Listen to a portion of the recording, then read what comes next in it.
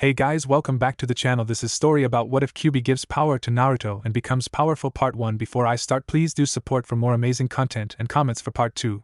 Do consider to subscribe my channel and share my video to your friends and check out the description as well. Let's start the video. At the beginning of the second phase of the Chunin exams, Team 7 was actually quite confident that they would pass the exam with no problem. Sasuke was considered a genius amongst the genins and he already awakened his Sharingan. Naruto was cocky in his own right, but he had his fair share of useful skills to be used in a crowded place like the training ground number 44, better known as the Forest of Death. Sakura, for the likes of her, couldn't stop trembling as she looked around the darkness that loomed over these parts, wondering if they would encounter some wild beast, like a gigantic tarantula or man-eating tigers. Not to mention meeting the actual opposition. As only a support to her team, Sakura often relied on either Naruto or Sasuke to help her whenever she was in trouble. Sure, she was branded as a genius scholar with high grades and rumored to have skills in both chakra control and genjutsu techniques. But several factors ruined the girl's unstoppable potential, one of the reasons being herself, obviously. Ever since the academy, she fawned over her Uchiha teammate, and it only got worse when she was selected as a member of Team 7. Much to her sensei's irritation, instead of training to get stronger, Sakura ended up either fawning on Sasuke or asking said genin for a date. Of course, if Hitaki Kakashi, the man known as the Sharingan no Kakashi, who copied more than 1,000 techniques, easily disrupted the girl's fangirlish tendencies by actually training his team, then the story would be different. However, due to certain occurrences in the past, all he ever thinks about is building them into a team that never should have got together in the first place. Now, though, they would spend 5 days inside this godforsaken forest, facing wild beasts and shinobi from other lands, both of them with full intent to kill Team 7, in order to get the scroll they possessed. Her heart even skipped a beat when the team encountered another team from Amigakure. It didn't take too long seeing as Sasuke launched a fireball technique at the three without warning, catching one of them easily. The other two were dealt with by Naruto's Kagebunshin. None of the three were killed, except that the one that received the fire technique was unconscious with third-degree burns all over his body. Naruto screamed to the heavens at his team's awesomeness, before searching for the team's scroll. Sasuke and Sakura were actually anxious to see if this team had the Earth Scroll, meaning they only needed to go to the tower and be done with the exam. "Ah, I found it, Databayo." Shit is the Heaven Scroll, the blonde screamed at the top of his lungs, before the team vanished once more. The first fight served a purpose, though. They now were more confident than before, and in no time, they would battle a team with the Earth Scroll. However, such confidence was shattered when they landed on top a thick tree only for a strong blast of wind to send them flying, Naruto to one direction and Sasuke/Sakura to another. When Naruto landed, he caressed his bottom a few times in order to stop the pain, before looking around for his teammates. The only things before his eyes were gigantic trees, before a gigantic snake appeared out of nowhere. The blonde screamed frightened before his determined resolve was in control. However, he only had time to grab one kunai from his holder, before the snake lunged at him and opened its jaws, swallowing him whole. With Sasuke. As soon as Sasuke landed on the ground, he began to look for his teammates. Sakura appeared first, before she gave the password that Sasuke invented in case they split up. After being assured that Sakura was indeed Sakura, he began to look for Naruto, while wondering about that futon technique. That wind blast was much too powerful to be used by a mere genin. After looking around for a bit, Naruto's voice alerted them to his position before they saw Naruto resting his right hand on a tree while the other he used to hold his apparently injured stomach. "Hey, are you guys okay?" Naruto asked, before Sasuke raised the kunai in a threatening manner. "The password, what's the password? When a ninja is supposed to strike?" The blonde looked at his teammate in question, before he showed an ear-to-ear grin. "Ah yes, I know that it is a good chance when a large number of enemies are making a scene. There are no hideouts even in a quiet place. It is important for a ninja to know the right time. The time is when the enemy is tired and his guard is down." As soon as Naruto finished the password, Sakura took a long breath in relief. Sasuke for his part smiled, before suddenly throwing the kunai straight at Naruto's face. So surprised he was that the blonde threw himself to the ground in order to dodge the kunai. Both him and Sakura demanded questions for his actions, but Sasuke remained with the arrogant smirk on his face. "Don't play ignorant with me.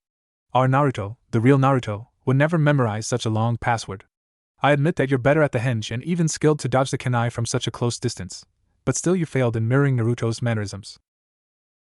No sooner that Sasuke explained his actions, Naruto, or rather someone transformed as him, started laughing like a hyena, before licking his lips as if he was staring at a most tasty dish. The fake Naruto got up and immediately dispelled the illusion, before a great torrent of smoke filled the area, revealing the enemy. It was a woman by the looks of things, carrying the insignia from Kyuubi. She was rather tall to be just a genin. Her black hair was long, and every time she looked at Sasuke, she would lick her lips in anticipation. It was as if Sasuke was the meal of the day. Activating his Sharingan, Sasuke didn't wait for the attack and charged the woman in taijutsu. He started with a series of punches and kicks, but no one got across her fluid defensive maneuvers. The Kusa-genin even smiled, before grabbing Sasuke's arms and throwing him against a tree. The Uchiha backflipped, using the tree as leverage for chagrining her once again. This time he grabbed a kunai and attacked his opponent. It was useless, however, as she was clearly toying with him the entire time. Sasuke had enough of this fight, before he gained some distance and initiated the hand seals sequence. Katon Gakaki no Jutsu, Fire Release, Great Fireball Technique. The blazing inferno charged at the Kusa-genin, who for her part only smiled as the technique approached its intended target. She made no effort to move out of the way, giving Sasuke the idea that he had defeated his opponent. However, as soon as the smoke settled, the enemy just stood behind a tree, still carrying the wicked smile on her face. Sasuke, by this time, was getting nervous and charged. This time, the Kusa-genin just took the fight to higher grounds, while Sasuke was in hot pursuit. He eventually reached her, but he hadn't managed to land even one blow. The woman tried aiming a straight kick to his chest, which sent him flying a couple trees away. He managed to use chakra to stand on the tree, before he ran to a clear path, where he grabbed a couple of mid-sized shuriken, laced with invisible wire. He didn't throw the shurikens directly at his opponent, but around her. At first, the woman thought that Sasuke's aim needed improvement, and she even taunted him in said manner, only for a smirk to appear on his face as he pulled the invisible wire of the shurikens, turning their trajectory, surprising the aim genin.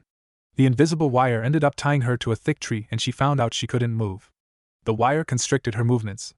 Sasuke, afterward, gathered all the wire and held them in place with his mouth, before going through a long series of hand seals for his strongest fire technique ever attempted on the battlefield. Katon Ryuka no Jutsu, Fire Release, Flame Dragon Technique. Sasuke started burning, before he directed the gathering fire through the wires that were holding his enemy. Upon impact, she screamed as the pain from the attack was too much for even her to handle. The technique even went on the other side of the tree, like it was an unstoppable force. After that, Sasuke breathed in relief. He had never faced this type of enemy before.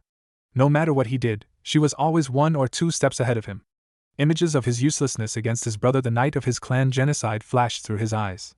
However, to his shock and utter fear, the woman appeared in front of him like she wasn't even fazed by his strongest technique, just as Sakura appeared next to him.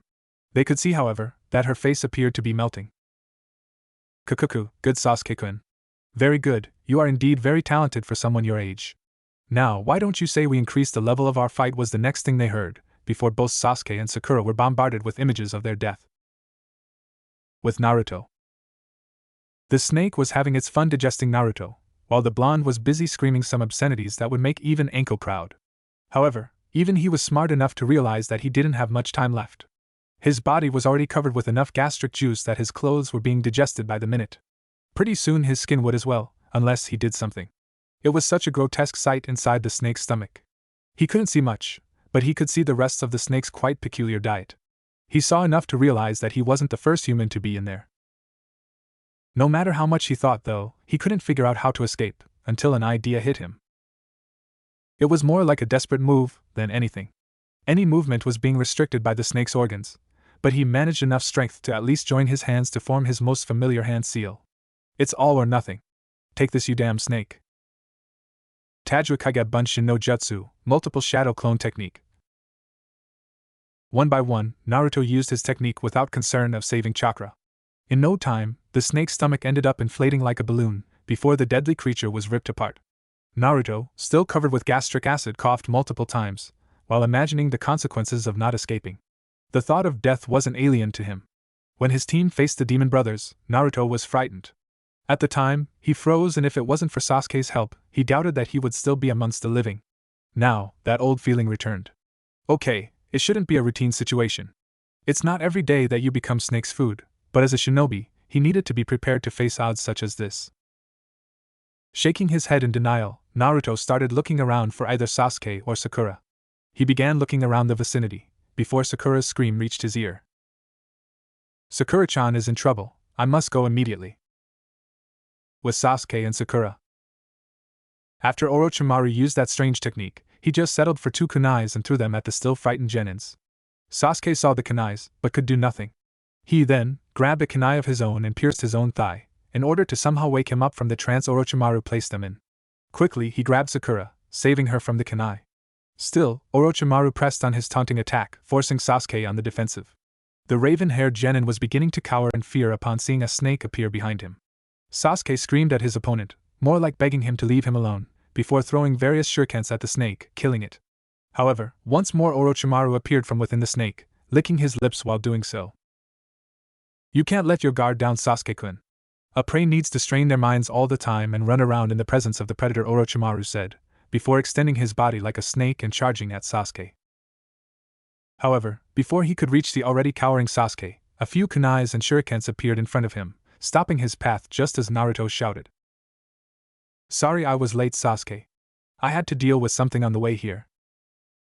Naruto shouted as Orochimaru looked at the blonde, wondering what happened to the snake he sent to deal with the annoying brat. Still, Naruto's presence did little to alleviate Sasuke's feeling of insecurity.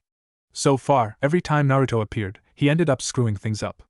Thing was that right now, Kakashi wasn't here to fix the dobe's mistakes. He was at a loss of what to do, before a cowering idea appeared inside his mind. It was beneath his pride as an Uchiha to even think in such a thing, but this foe, whoever he or she was, is way above their level and could easily kill them. Wait a minute, Sasuke called, before reaching for the scroll inside his holster. In exchange for letting us go, we surrender our scroll to you. There, take it, Sasuke said, much to Sakura and Naruto's shock and confusion. Orochimaru just smirked at the brat's cleverness. Smart kid, in order to save yourself, you give the predators something more precious in return. However, it seems that the Uchiha clan's pride is non-existent if the heir acts all cowardly like this. The obvious jab was meaningless when compared to Sasuke's survival at this point. Just take it and leave. He threw the scroll towards Orochimaru, who smirked as he watched the artifact approaching his position slowly.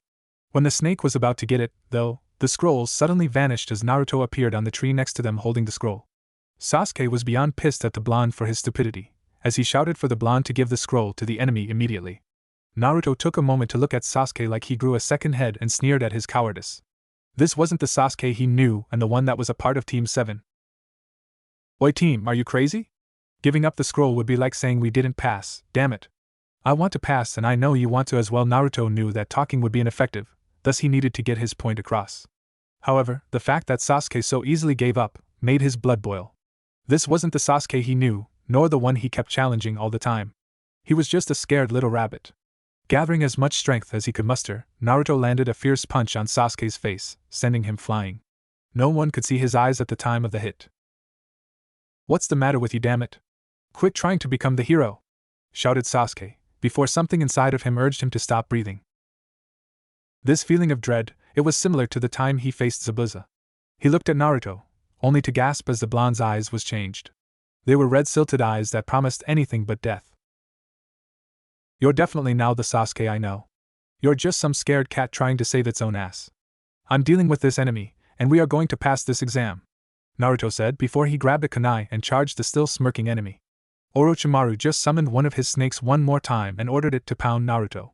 The problem, though, was that now Naruto was, even if unconsciously, using the fox's chakra, alerting Orochimaru instantly. He saw Naruto punching the snake hard and he felt instantly the same feeling from 12 years ago when the very Kyuubi no Yoko appeared in Konoha.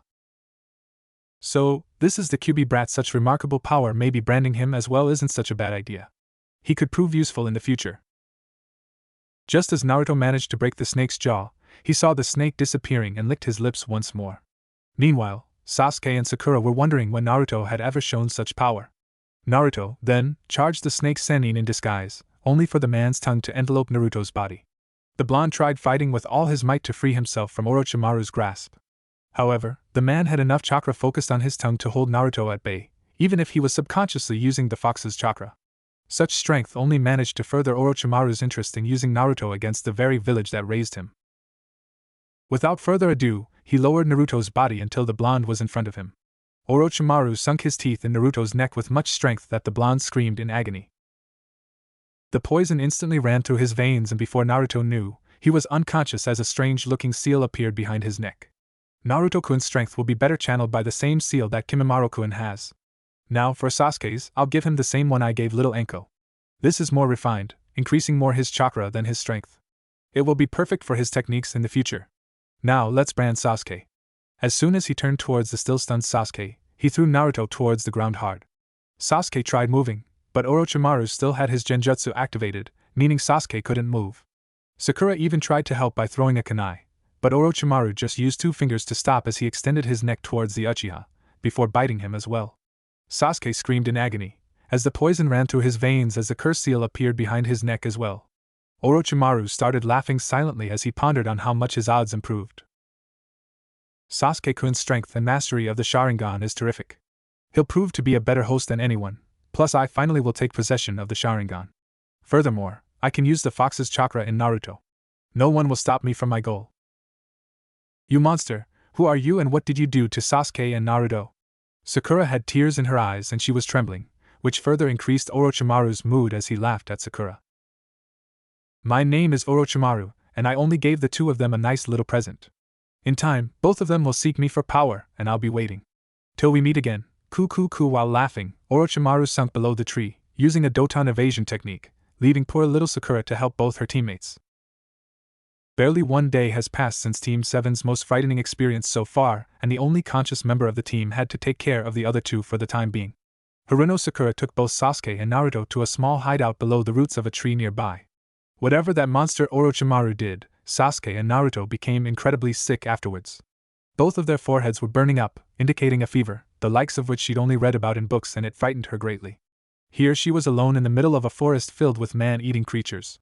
What would happen if she had to defend herself against a gigantic carnivore, say for instance, a bear or a tiger, or even something hideous like a tarantula?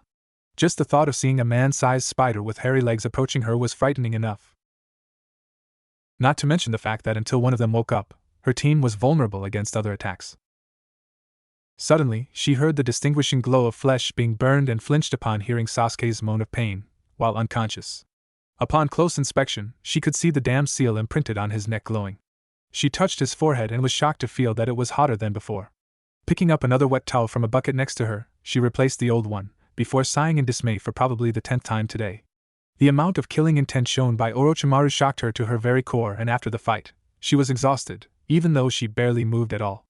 In spite of that, she couldn't just close her eyes and fall asleep. In doing that, she'd be just proving how useless she's been to the team so far.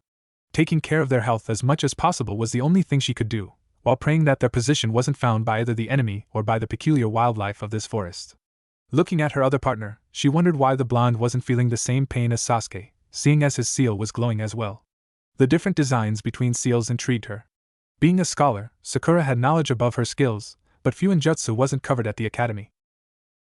Inside Naruto's mind. When Naruto opened his eyes frightened, he didn't expect to be where he was now.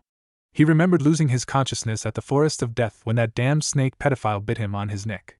He expected to wake up and see trees and hear the noise of nature, but instead he appeared in some kind of sewer and all he could hear was the echo of water drops falling.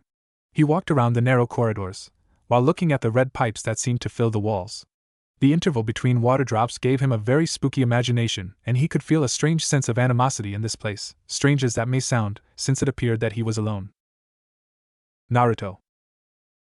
The whispered voice, calling him, frightened the blonde tremendously.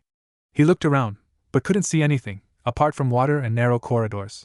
Still, for some unfathomable reason, his legs moved on their own towards one of the corridors.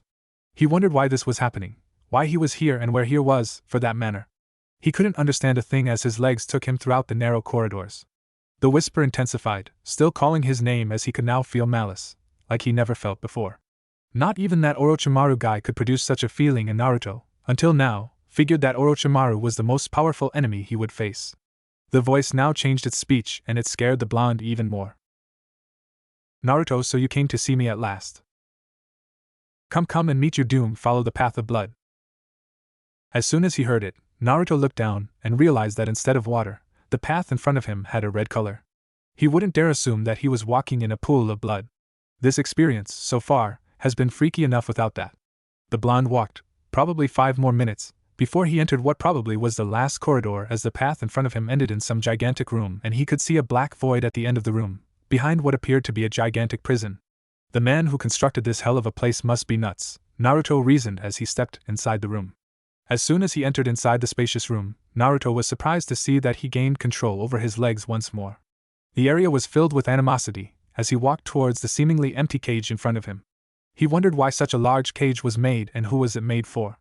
The boy sure lacked in the brain department, but even he could tell that this cage wasn't meant for a human being or any animal he knew. He suddenly lost his breath once two red slitted eyes appeared from out of nowhere, looking down at him. The eyes were easily a great distance from the floor, and the blonde did the same thing everyone would do upon realizing that a gigantic beast was face to face with him. He started trembling in fear. When the teeth showed as well as the following killing intent, Naruto just wasn't able to breathe properly. The creature, in front of him, seemed to enjoy itself upon feeling fear and despair in front of him after so long trapped inside this body.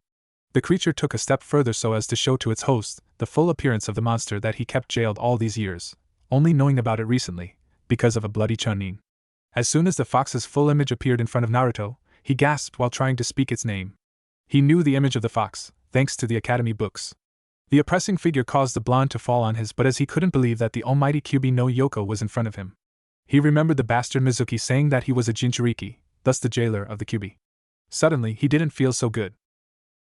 So it seems my jailer has come to meet me at last. Naruto recognized underestimation when he saw one and, despite being a demon, the strongest of the tailed beasts, something within Naruto always took action once he felt he was being looked down upon. With a new resolve, he got up from the pool of blood and looked at the fox's eyes for the first time since entering the room.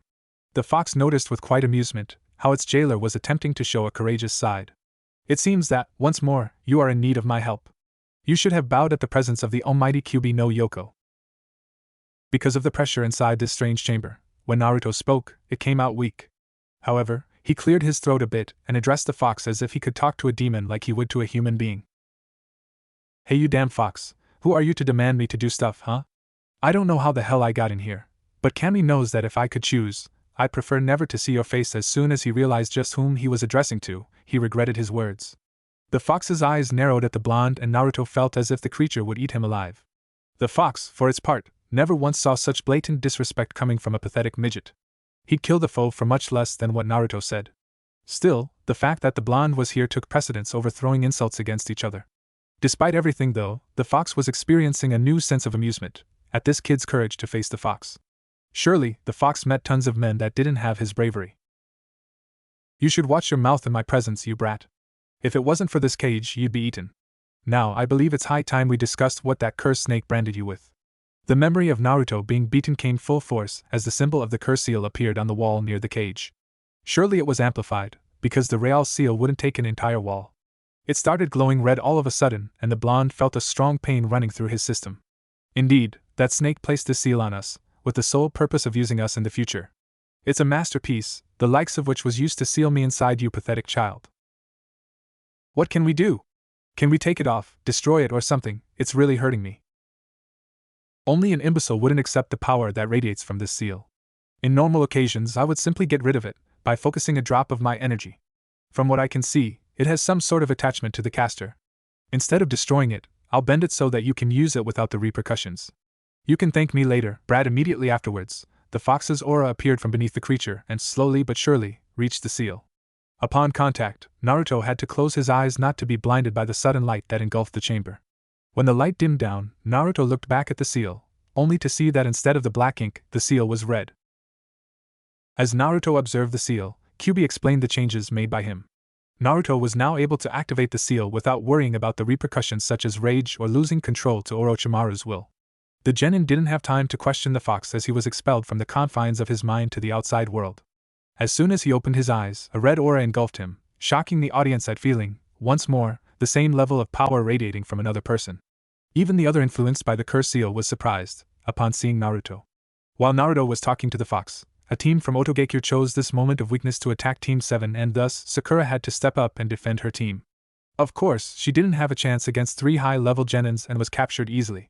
It was only due to the sudden appearance of a year-older genin called Rock Lee that Sakura's chances of survival improved. However, due to a sound attack, Rock Lee was incapacitated. However, when this happened, his teammates Niji and Tenten arrived to assist, and even Team 10 arrived as well. They were about to engage the enemy in Sakura's assistance when Uchiha Sasuke awakened, surrounded by a malevolent purple aura. His skin was covered with black markings and he had an evil smile on his face. His presence alone frightened 2 of the Oto genins. The other named Zaku tried to act bravely, before Sasuke appeared behind him and broke his arms, still maintaining that devilish smirk on his face. Sakura couldn't stand any more of this news Sasuke and moved to hug him, begging him to stop. However, she froze when she felt the same energy that radiated from Sasuke coming from another location. Upon turning, she saw her other teammate getting up. Naruto, upon registering what was happening in front of him, wondered what was happening. He saw ninjas from Konoha and a team that carried a different insignia. He saw that Sakura was badly injured and immediately was on edge. He saw Sasuke as well and he was filled with strange marking on his face. Of course, he couldn't see that his face was covered with marking as well, red ones, courtesy of the curse seal of earth altered by the Kyuubi. His mind concluded that he was to deal with the Otogekure Genins first. He turned to the closest one, the one with bandages on his head, and vanished. He appeared in front of the shocked man and landed a strong fist on his face, which sent him flying. Everyone, including Sasuke, was shocked at the speed, although the Uchiha was perhaps the only one who was able to follow it. Suddenly a smirk appeared on his face as he attacked the one with the broken arm. Zaku couldn't do anything and received a similar blow on his face. He was unconscious soon afterwards, leaving only the woman of the team awake to deal with the cursed duel. Kin realized that the odds of her receiving the same treatment were pretty high, thus she gave her team's earth scroll to Sakura and escaped. Sasuke moved to stop her, but Naruto appeared in front of him, stopping his movements. Naruto now knew what Kyuubi was saying to him. Contrary to his sense of calm, Sasuke's face was pure evil. "We don't need to attack her, Sasuke. We have the scroll we need to pass." The shocked audience just watched as the energy surrounding Naruto and Sasuke vanished. The male members of Team 7 just observed one another for some time. Sasuke now remembered that Naruto was bitten by Orochimaru as well and smirked at the blonde. For quite some time, all he wanted was to find someone worthy to prove his skills against. Naruto, despite being the class loser, slowly became stronger, and now both shared something that would only make him stronger in the future. Naruto would be the one he would defeat, before aiming for his brother. Perhaps, Naruto could be the one he needed to awaken the next step of the Sharingan. "I can see that you possess great power in you, Naruto. From now on, you'll be my rival for power. I'll test myself against you, so you better be prepared." With the animosity gone, the people around them relaxed. Ino offered to fix Sakura's hair, while Chuji and Shikamaru began the conversation. Sasuke and Naruto created some distance between each other. Niji, Lee and Tenten already left towards the tower, since their presence was no longer required. 20 minutes later both teams went towards the tower together, since both of them had the 2 scrolls collected. And, I know that Team 7 had to collect another scroll, because in canon, Orochimaru swallowed theirs. But remember that in Chapter 1, Naruto retrieved the scroll. Orochimaru didn't take it. The trip towards the tower resumed without a single word spoken from Team 7. Naruto was strangely quiet all of a sudden, while Sakura looked at her 2 teammates, wondering what happened to them. She remembered that, like Sasuke, Naruto was bitten as well and it worried her greatly. What would happen to them now? She remembered what Orochimaru said to her after biting her teammates. Flashback on. "My name is Orochimaru, and I only gave the 2 of them a nice little present. In time, both of them will seek me for power, and I'll be waiting. Till we meet again, coo. Flashback off. She didn't know what to do, nor did she know if she was supposed to do anything. She loved Sasuke more than life itself and Naruto was her teammate as well. But what if she told Kakashi-sensei about it? He would know what to do about this situation. But what if Sasuke resented her for such a thing? Sakura couldn't afford to bear Sasuke's resentment, but it would be worse if he ever abandoned the village and went to Orochimaru for nothing more than power. Naruto was also an issue. Would he go as well? The words of a Sannin couldn't be underestimated, especially not Konoha's #1 criminal. She needed to tell at least Kakashi-sensei about it. Eventually, the 2 teams reached the insides of the tower. Both teams were lost on what to do, before Shikamaru came up with the idea of opening both scrolls. The teams complied and opened them, before throwing the scrolls a few meters.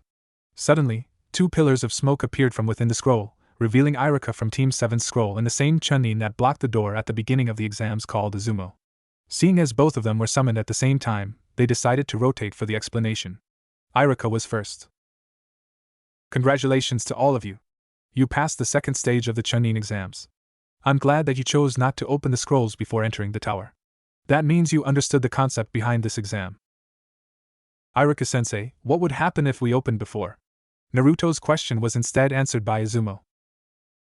"The concept behind this exercise is to prove the ninja's resolve. Sometimes you'll receive a very important document with the order to deliver it to another country, even to another village. Usually said document is very important, although a ninja is not supposed to read it. However, you'll have to protect it from the village's enemies still, without even knowing what information was written in it. If you were to open beforehand, it will be presumed that the mission was failed. Thus, if anyone opened the scroll before, would be rendered unconscious by one of the Chunin proctors. Because of the amount of responsibility, some genins decided to fall into temptation and opened the scroll to see what was in it.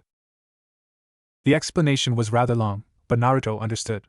Iruka explained afterwards. Now, for those who passed, I'm required to explain the meaning behind the Heaven and Earth scrolls. If you look at the plaque behind me, it contains a very important message for all of you. If you do not possess heaven, gain knowledge and be prepared. If you do not possess earth, run through the fields and seek strength. If you have both, dangerous paths will turn into safe ones. This is the secret of a Chunin. It shall lead you on your way. The looks on the genins' faces were priceless. Naruto's was by far the funniest, as he was having trouble even understanding some of the words that came out of Iruka's mouth. Seeing the confused looks on your faces, I'll explain. This is the principle Hokage-sama wrote that you all should keep in mind as a Chunin. You must substitute the words heaven and earth for knowledge and strength. For example, if Naruto's weak point is his brain, then he should study and prepare for missions. At this, Iruka heard Naruto mumble something while Sakura laughed at him despite everything, but Iruka ignored and continued the explanation. Also, if Sakura and Ino's weak point is strength, then both should train themselves every day. Thus, if you possess both heaven and earth or knowledge and strength, then any dangerous missions will become safe. It can even become easy, depending on the mission. Now, seeing as there is still time for the exams, we'll guide you to a place where you can take a rest. Please follow us. The two teams smirked at the explanation, before they followed the two Chunins towards their accommodations. They had at least 3 more days to rest, before the exams were over. Sakura chose to take a long shower, while Naruto went to eat something. Sasuke went on his way to God knows where. Team 10 decided to just rest and save their energy for what will happen next. Now alone, while asking for some ramen, Naruto pondered on the curse seal and what Kyuubi said to him. This power was tainted, he knew that. Despite it all, Kyuubi made it so that he didn't suffer the consequences of its usage. However, while his problem was solved, Sasuke's wasn't. He remembered Sasuke's face with the curse seal active, and he wondered what would have happened if he wasn't there to stop the Uchiha. 3 days later. Inside a rather spacious room located within the confines of the tower, 2 people were located as they were discussing the last events that shocked the hidden village in the leaves. The Sannin Orochimaru managed to infiltrate the Chunin exams, and he was after something, or rather someone. Mitarashi Enko, the woman with purple hair and a green trench coat, was busy massaging the right side of her neck where the same curse seal of heaven was visible. After dealing with Sasuke and Naruto, Orochimaru engaged in a fight with her. However, because of his influence over her curse seal, she couldn't focus her chakra properly. As a result, she was defenseless against the man, who instead of killing her let her live so that she could give a message to the Hokage. In case he decided to stop the Chunin exams, Orochimaru would bring his ire over the village and kill everyone. The second person, the Sandaime Hokage, looked at Enko with concern as he smoked his pipe. How are you feeling? Does the curse seal still hurt? The woman nodded, despite the pain. No, it's gotten better thanks to you, Hokage-sama. So, you're telling me about Orochimaru and what he desired upon infiltrating the Chunin exams, the Hokage said, before Enko snarled at the memory. It was already night time, and she had her back against the tree as her curse seal was hurting her. Orochimaru just smirked as he approached Enko's position. He kneeled in front of her, and waited for her angered eyes to look at him. Above all things, he enjoyed seeing such fiery resolve coming from his first apprentice. It still eluded the man how much hatred she had for him, and why the cursed seal wasn't capitalizing upon it. Still, it was all the better, he supposed. He shocked her upon caressing her cheek in an affectionate way, as if all the past could be erased. There is a boy I want, or rather 2. One carries the abilities of an Uchiha, and the other possesses an infinite amount of chakra, which is not human. The first one is no doubt Uchiha Sasuke. It's my fair belief that the second child he desires is Uzumaki Naruto. The news shocked the Sandaime. He knew that Orochimaru fantasized about the Sharingan even before he escaped from the village. However, an attempt on Naruto, rather the Kyuubi inside of him, was absurd. The Sandaime Hokage was about to speak when a radio-like voice started speaking to Enko. It was a Chunin, and from what he said, the Chunin exams were over with 21 genins passing. With the numbers, a preliminary match would have to occur in order to reduce the participants. According to the Chunin, the last time there was a need for preliminaries was 5 years ago.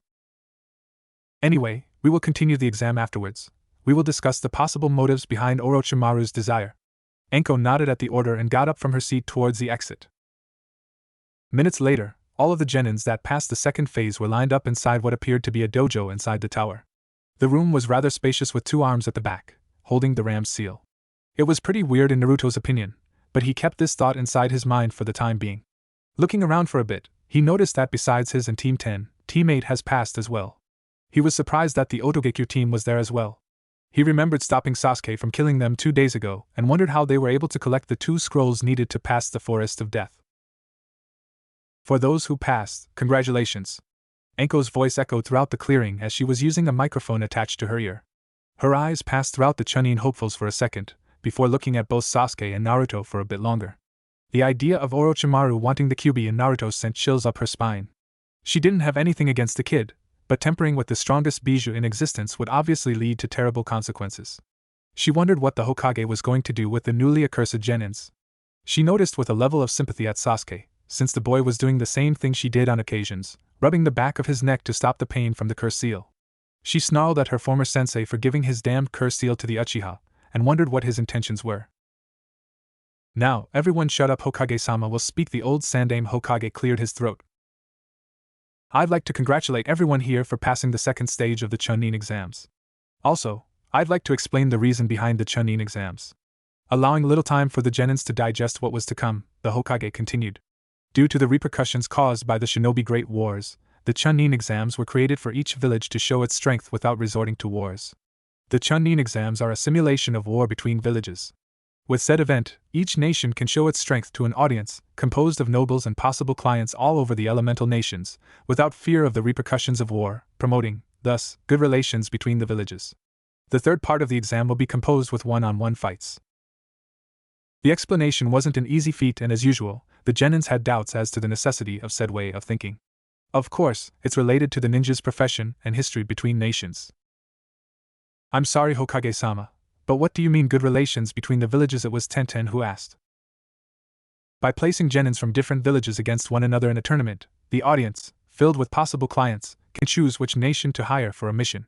As such, no nation will be favored in detriment of the other, thus promoting good relations between villages. When he saw that no one would ask any questions, he turned to explain more into the third part of the exam, when a person materialized in front of him, wearing a Jounin uniform and a bandana. The man had bangs below his eyes and his face indicated some kind of terrible sickness. His chronic coughing gave away his situation, as he addressed the Hokage. Hokage-sama, allow me to take it from here? Asked Hate as the Hokage nodded. He then turned to the genins, before coughing some more. Before we move to the third phase of the Chunin exams, we must diminish the number of candidates. As Hokage-sama explained, the main event, which will happen in a month's time, will have the presence of high dignitaries and nobility. Thus, if all of you were to participate, it would take too long. Therefore, right now, we'll have a preliminary match to cut at least half of the current number. Like he expected, the genins protested this situation. It was Kiba who voiced it to the Jounin, though. Are you kidding me? We all just escaped from hell out there for 5 days. We are all exhausted. The shinobi world is unfair, I'm afraid. The last time the need for preliminaries arose was 5 years ago. Now I'll offer this opportunity for those who don't want to or are incapable of fighting to leave. Please raise your hands. At first, no one raised it. They were busy looking at each other to see who would abandon the exam.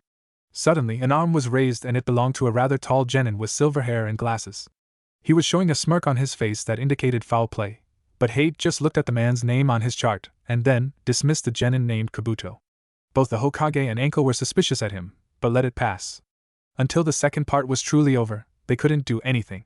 Their focus, right now, was the genin's fight, or rather, Uchiha Sasuke's fight. As far as they knew, Orochimaru gave the curse seal only to Sasuke, but the Hokage had the utmost suspicion that his ex-student branded Naruto as well. Hoping to control a Jinchuriki wasn't easy, thus Orochimaru must have placed something on the boy to exert control later on. Back to Hate, he was addressing the crowd of genins. Now, the board behind me will select the opponents. The rest will have to wait on the upper levels. Let the preliminaries begin. He let out a cough as the board became alive, going through the genins' names randomly like a slots machine. When the images appeared on the board, Sasuke showed a smirk, but stopped once he felt the pain increase because of the curse seal. His match was against another genin from Konoha named Yoroi, to whom he admitted never seeing before in his life. Since the matches were underway, everyone went to the upper levels with Team 7 being the last. Kakashi approached his team with his hands on his pocket. His face expression indicated plain boredom, but inside he was worried for Sasuke and even Naruto, from what he heard from the Hokage. Although he had yet to confirm what Orochimaru did to Naruto, he knew what he did to Sasuke. As soon as he passed the Uchiha, he started a whispered conversation that he knew only Sasuke would hear.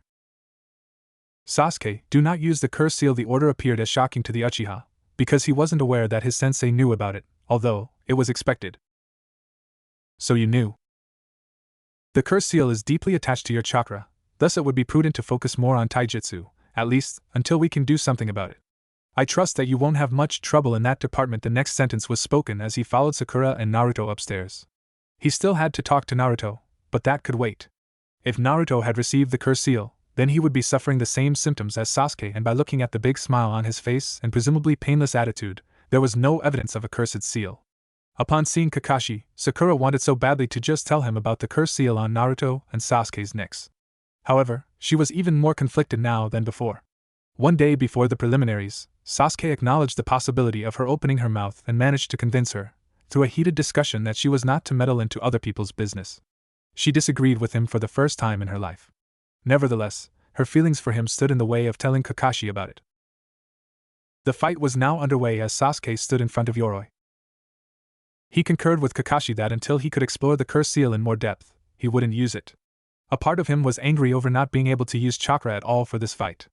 As an Uchiha, he took great pride in his fire techniques and his Sharingan eyes. Still, it would be a nice challenge for him to test his skills. Hade coughed a bit, before authorizing the fight to begin. Sasuke's opponent didn't wait and charged against the Uchiha, as well, using plain taijutsu. As he approached, Sasuke realized that the man was bigger than him, thus theoretically stronger. Therefore, he decided to capitalize on a specific principle of what he learned in taijutsu. When the opponent is much stronger than you, simply use his strength against him. Yoroi came with a strong punch aimed at Sasuke's face, only for the Uchiha to drop to the ground and placed his right foot above the man's knee and the left one close to Yoroi's foot, making him fall on the ground. Sasuke, soon, grabbed his arm and restrained it, while at the same time threatening to break it. At first, it appeared as if he had the upper hand, before Yoroi smirked and used his free hand to grab Sasuke's shirt, before his hands started glowing. Sasuke immediately felt something wrong with his chakra. He managed to release Yoroi's hold, landing a kick on Yoroi's face. He did some backflips, but stopped once the pain became unbearable. Focusing on nurturing the pain somewhat, he took his attention away from his opponent, allowing Yoroi to appear in front of him. Yoroi grabbed his head this time with his glowing hand as once more, Sasuke felt his chakra acting strangely. "You're sucking my chakra?" The realization forced a smirk behind Yoroi's mask as he thought it was too late for Sasuke now. "Very cunning of you to notice, but I'm afraid it's too late now." Despite Sasuke's momentary hold, with a trembling right hand, he managed to grab a kunai inside his pouch and quickly attacked Yoroi, opening a deep gash on his clothes. A few inches further and surely, the man would lose a lot of blood. Sasuke capitalized on the man's wonderings and charged using taijutsu once more. He managed to land a nice sequence of kicks, with the last one being a move that he copied from Rock Lee. He sent the man flying with a high kick, before he jumped as well, appearing beneath Yoroi. The force of the kick disoriented him, so while falling, Sasuke started flipping in order to land the finishing blow. He snarled in midair since he lost control over the curse seal as it started to spread over his face, which caused the Hokage, Enko and Kakashi to get ready in case they needed to immobilize Sasuke. Sasuke, though, bit his lower lip in indignation over losing control over his body and practically forced the curse seal away as he flipped and finished his taijutsu attack entitled Shirshir Renan. They were surprised that Sasuke managed to stop the curse seal by will alone as Hade declared Sasuke the winner of the match. Kakashi didn't wait for him to go upstairs though, as he grabbed Sasuke and shunshined away from the arena. On the other side of the room, a disguised Odo Jounin smirked at this. He supposed he should follow Kakashi and see what he was planning to do with Sasuke. Meanwhile, Hade issued the second fight. And I'm not going to focus much on the other fights, since there isn't much need to. Everyone already knows what happened. Instead, when I return to the fights, it will be Naruto's turn. Sasuke and Kakashi.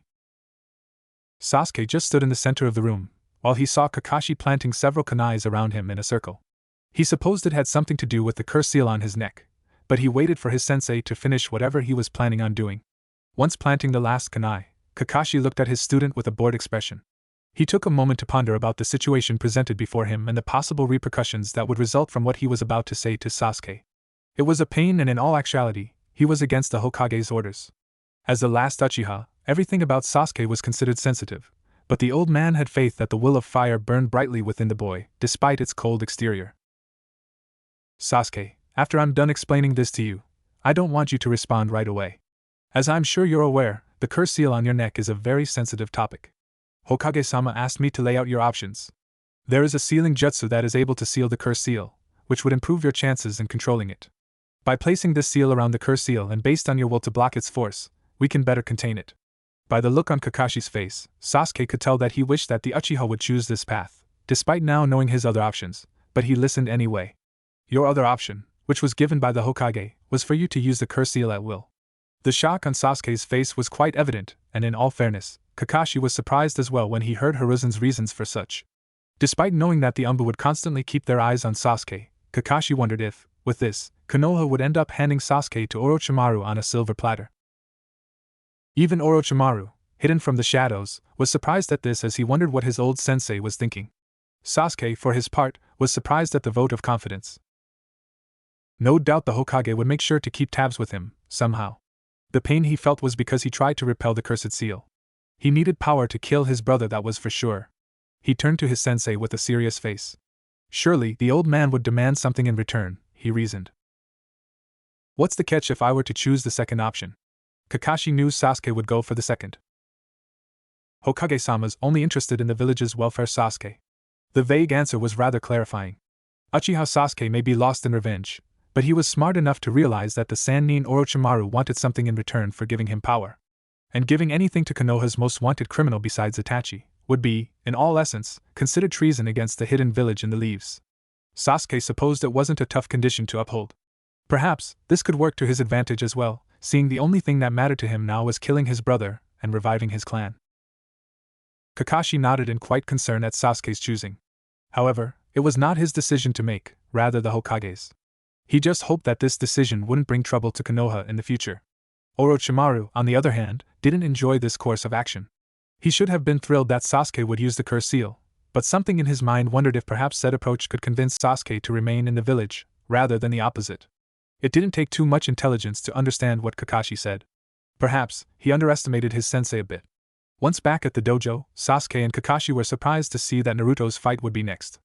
According to Sakura, Abirame Shino won his match against the Oto Genin Zaku and Shikamaru won against the Oto Kunoichi Kin. Now, the fourth fight was Naruto against Kiba. Both Sharingan wielders nodded, before a Jounin Kunoichi by the name of Kurenai approached Kakashi. The scarecrow Jounin looked at her with half his visible eye open as he wondered what she wanted to talk about. Your Genin should forfeit, Kakashi. There is no way he can beat Kiba. Sasuke didn't understand why, but he actually considered telling the Jounin not to underestimate Naruto, something he never thought before. Like him, Naruto was an orphan. Like him, the blonde was alone, and also like him, Naruto received a cursed seal. These three facts alone were kindly opening Sasuke's eyes to who exactly was Uzumaki Naruto. The fact that they belonged to the same team was irrelevant to Sasuke. Kakashi, for his part, just smiled at the Jounin's comment, which kind of infuriated Kurenai. The first time Kakashi showed that smile, she wanted to cast her most powerful genjutsu. The feeling only increased with time. We'll see about that, Kurenai. Naruto has matured a lot since the academy. I bet you'll be surprised the smug look on Kurenai's face didn't change. She smiled at him and turned to see the fight. It could be considered pride on his part regarding her student, but anything coming from Kakashi's mouth had its merit. However, the blonde was the academy's dead last. Even with Sharingan no Kakashi as his sensei, he couldn't be better than Kiba. Sakura, despite everything, wanted to cheer for her teammate, and she would. Back to the fight at hand, Kiba used the period before Hyde's announcement to trash-talk Naruto a bit. Naruto, why don't you give up already? There's no way a dead last like you can beat me and Akamaru. The dog even let out a bark in acknowledgement of what Kiba said, much to Naruto's displeasure. He decided that using the curse seal wouldn't be the best course of action right now, for some reason. He would use the skills he already possessed. I'll make you eat those words, dog breath. Hyde had had enough of this, and authorized the fight. The two opponents looked at one another for a bit, as the audience discussed between them that Kiba would win this quick. Those voices belonged to Ino and Shuji. Shikamaru would agree, except that he remembered what Naruto did at the Forest of Death. That energy that surrounded him was strange. Even stranger was that he managed to deal with the Oto Genin with just one punch. He couldn't predict the outcome of this match. It was Kiba who made the first move as he molded chakra for his technique. He immediately crouched on the ground like a canine as his nails and teeth were elongated. He then vanished from sight, surprising Naruto. His eyes briefly saw some debris from earlier fights. When Kiba hit him on the stomach, the blonde already managed to replace his body with nearby wood. However, he was surprised at Kiba's speed. Kiba, for his part, was surprised that the blonde managed to use the kawarimi so quickly. He shrugged it off and charged once more, this time landing a strong attack on Naruto's chest, sending him flying. It actually took some air out of Naruto, but he managed to get up and take a kunai from his pouch to aid him. Kiba charged once more, this time, with his nails, but in underestimating the blonde and attacking the same location as before, Naruto managed to parry it with his kunai. Quite shocked at the movement, Kiba created some distance from the blonde for a while. He smirked though, when Akamaru jumped from behind Naruto and started biting the blonde's arm. With Akamaru's distraction, Kiba charged Naruto. Naruto noticed Kiba's movement and landed a strong punch on Akamaru's face, before throwing him straight at Kiba. So concerned he was for his partner's well-being, that he let go of the attack, in order to see if Akamaru was okay.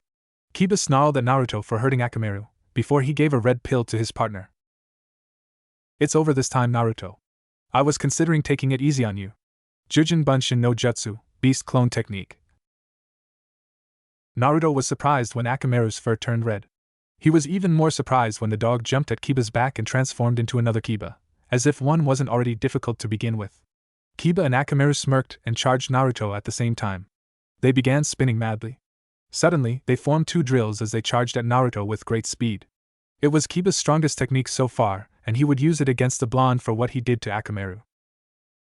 Gutsuga, Dual Piercing Fine Technique. Acting quickly, Naruto managed to get out of the way from both drills, but he never took his eyes away from the drills as they made a turn and charged once more. This time, it was a close call as 1 second later, the second drill would catch him. Kiba and Akamaru attacked him relentlessly, not allowing him time to attack. Quickly grabbing a smoke bomb from inside his pouch, he threw it to the ground, enveloping him inside. The drills continued his attack, but with the smoke bomb, they couldn't see. When the smoke was cleared, the entire audience was confused when instead of Naruto, a third Kiba appeared. The three looked at each other with shocked faces. Kakashi and Sasuke smirked at Naruto's way of thinking. Shuji, Ino and Shikamaru were shocked to see that Kiba was having trouble with Naruto. Shikamaru was because he thought that the blonde would use that energy from the Forest of Death. The fact that he resorted to other means of attack against Kiba surprised him. What surprised him even more was that Naruto had a brain in order to henge into Kiba. Despite the situation, Kiba was the one that smirked as he turned to one of the lookalikes and punched him.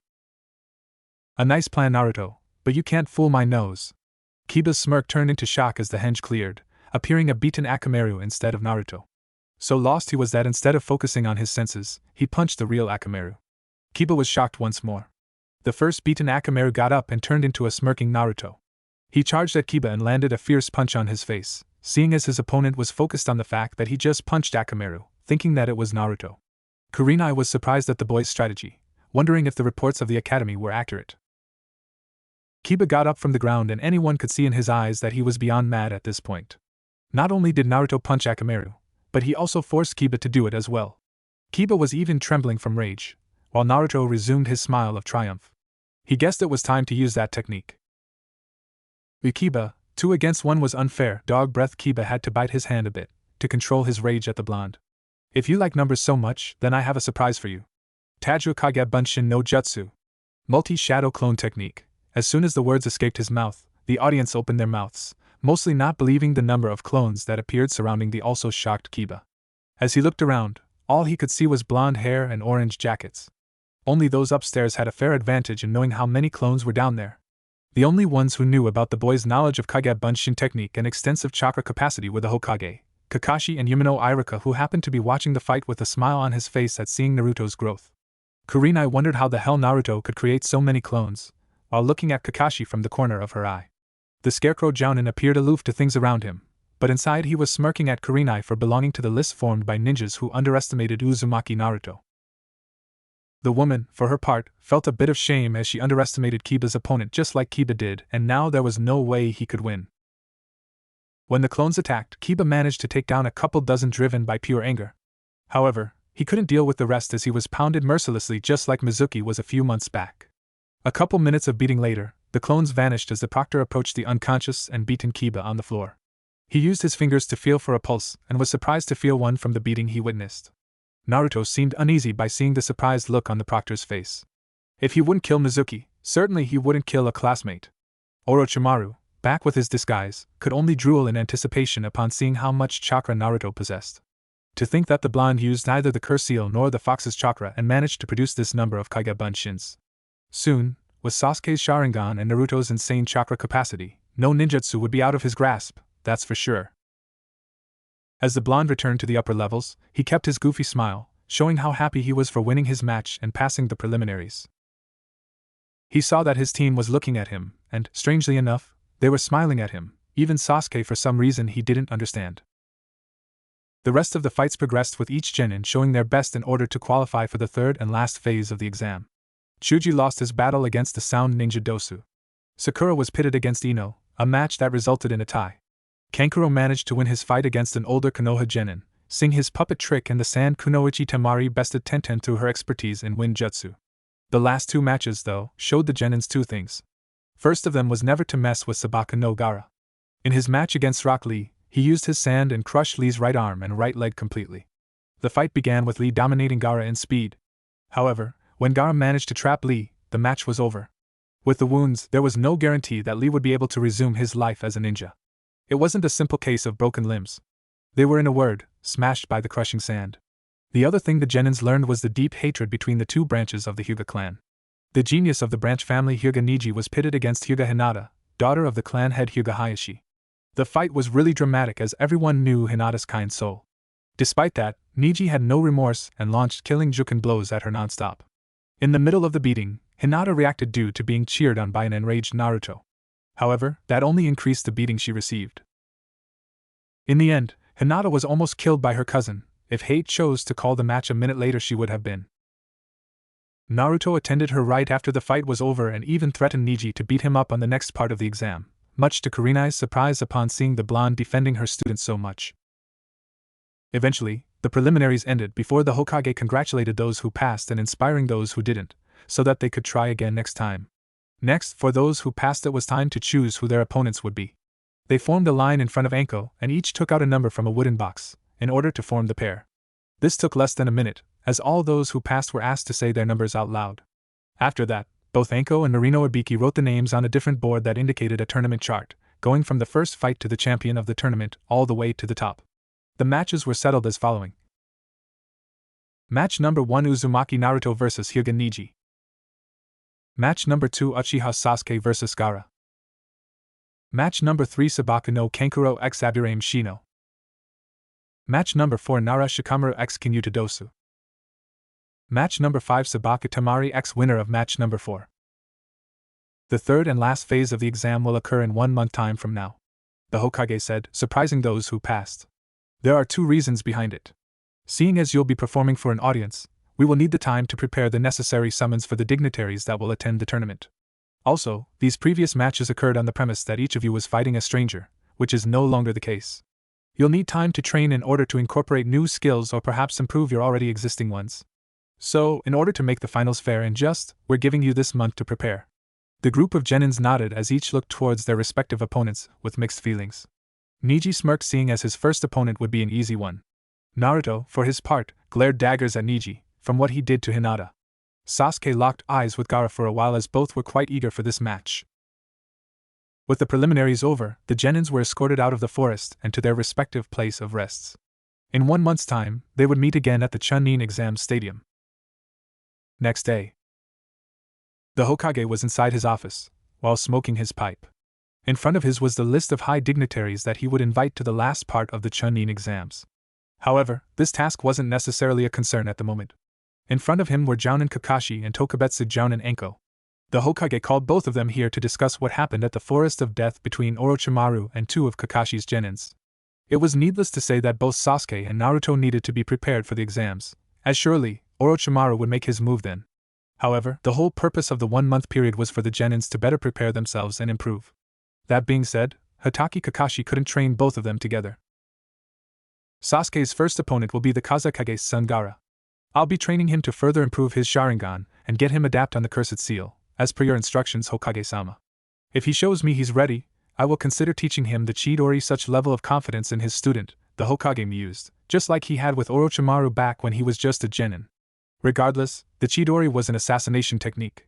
And to teach a genin an A-rank technique of said caliber was unheard of. Still, he trusted Kakashi to do the right thing, as far as Sasuke was concerned. What do you intend to do regarding Naruto? Like Sasuke, he'll face a tough opponent, and you won't be able to train him. Anko remained quiet throughout the conversation, and she wondered why the Hokage called her if he intended to talk about Naruto and Sasuke's training. Ebisu already agreed to tutor Naruto for the month. Naruto's insane chakra capacity makes it hard to be controlled. With an elite tutor such as Ebisu, I'm sure Naruto's chakra control will improve. Besides that, I don't believe we have much margin for improvement in 1 month time, at least as far as a genin should know anyway. Elemental training would be a good start, but 1 month isn't enough time for that. The Hokage couldn't help but agree that it took time to develop a shinobi's elemental affinity. But what he didn't agree was Kakashi's choice as replacement for Naruto's teacher.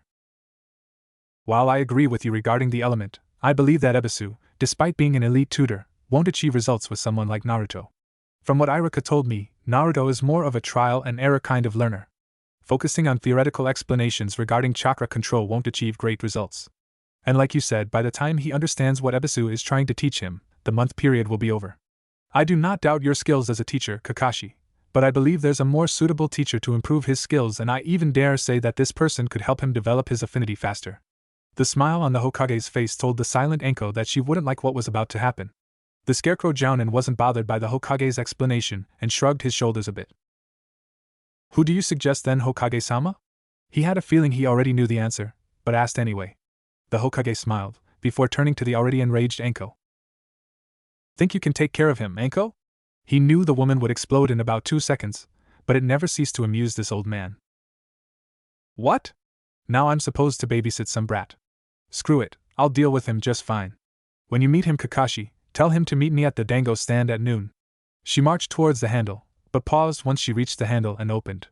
Oh, and be sure to warn him that he'll be my little toy for the duration of the month. I won't be held responsible if he appears at the hospital all bruised and full of holes. She slammed the door afterwards, leaving an amused Hokage and a surprised Kakashi, who then turned to see the smile on his leader's face. Was that wise, Hokage-sama? That threat seemed genuine. A great laughter came from the Hokage's mouth, and Kakashi wondered if perhaps old age had lost his sanity. Naruto will be fine, I'm sure of it. If anyone can help him improve his skills, that person would be her. Naruto works better with action instead of books anyway, and Anko used to train junior Anbu Shinobi. Kakashi knew the old man had another reason for such, as the old man suddenly became serious about the ordeal. She is also our best bet in finding out what Orochimaru did to Naruto at the Forest of Death, Kakashi. If anything tampered with Minato's seal, then I must contact Jiraiya immediately. Kakashi nodded in understanding. Well, then I'm off to find Sasuke and Naruto to tell him the news. He then vanished using a shunshin. With Sasuke. Uchiha Sasuke was about to leave the compound of his family when he saw Kakashi standing at the exit, while reading that book of his. Upon seeing the genin, Kakashi closed the book and approached Sasuke with his hands on pockets. Sasuke, pack your bags, we're leaving to begin your training for the exams. I already got clearance from the Hokage. Sasuke just nodded and returned to his house to pack as per instructions. With Naruto. A Kage bunshin of Kakashi appeared in front of Naruto's apartment just as he opened the door. Oh, Kakashi-sensei, I was about to go look for you. Now, we can begin my training. Naruto, I will be training Sasuke for the exams. The sudden information shocked Naruto, and he damn well protested. What? Okay, so what, you're abandoning me and train Sasuke, what's the deal here? Naruto made his best face of anger, but clone Kakashi just maintained his normal expression. Sasuke's opponent is Gaara Naruto. He'll need all the training he can to face against him. And no, I didn't abandon you, although it hurts that you think so little of your sensei. A good friend of mine agreed to train you for the entire month. You are to meet her at the dango stand in 1 hour. Naruto continued to stare at the Jounin with his face of anger. Train hard, Naruto. With the right motivation, you can overcome any obstacle set before you. I'm quite eager to see the results of your training in 1 month time.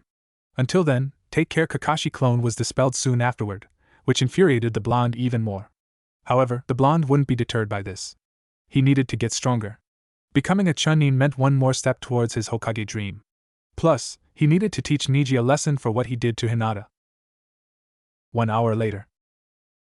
Once he arrived in front of the dango stand, he got inside and looked around in order to find the one who would be training him for the entire month.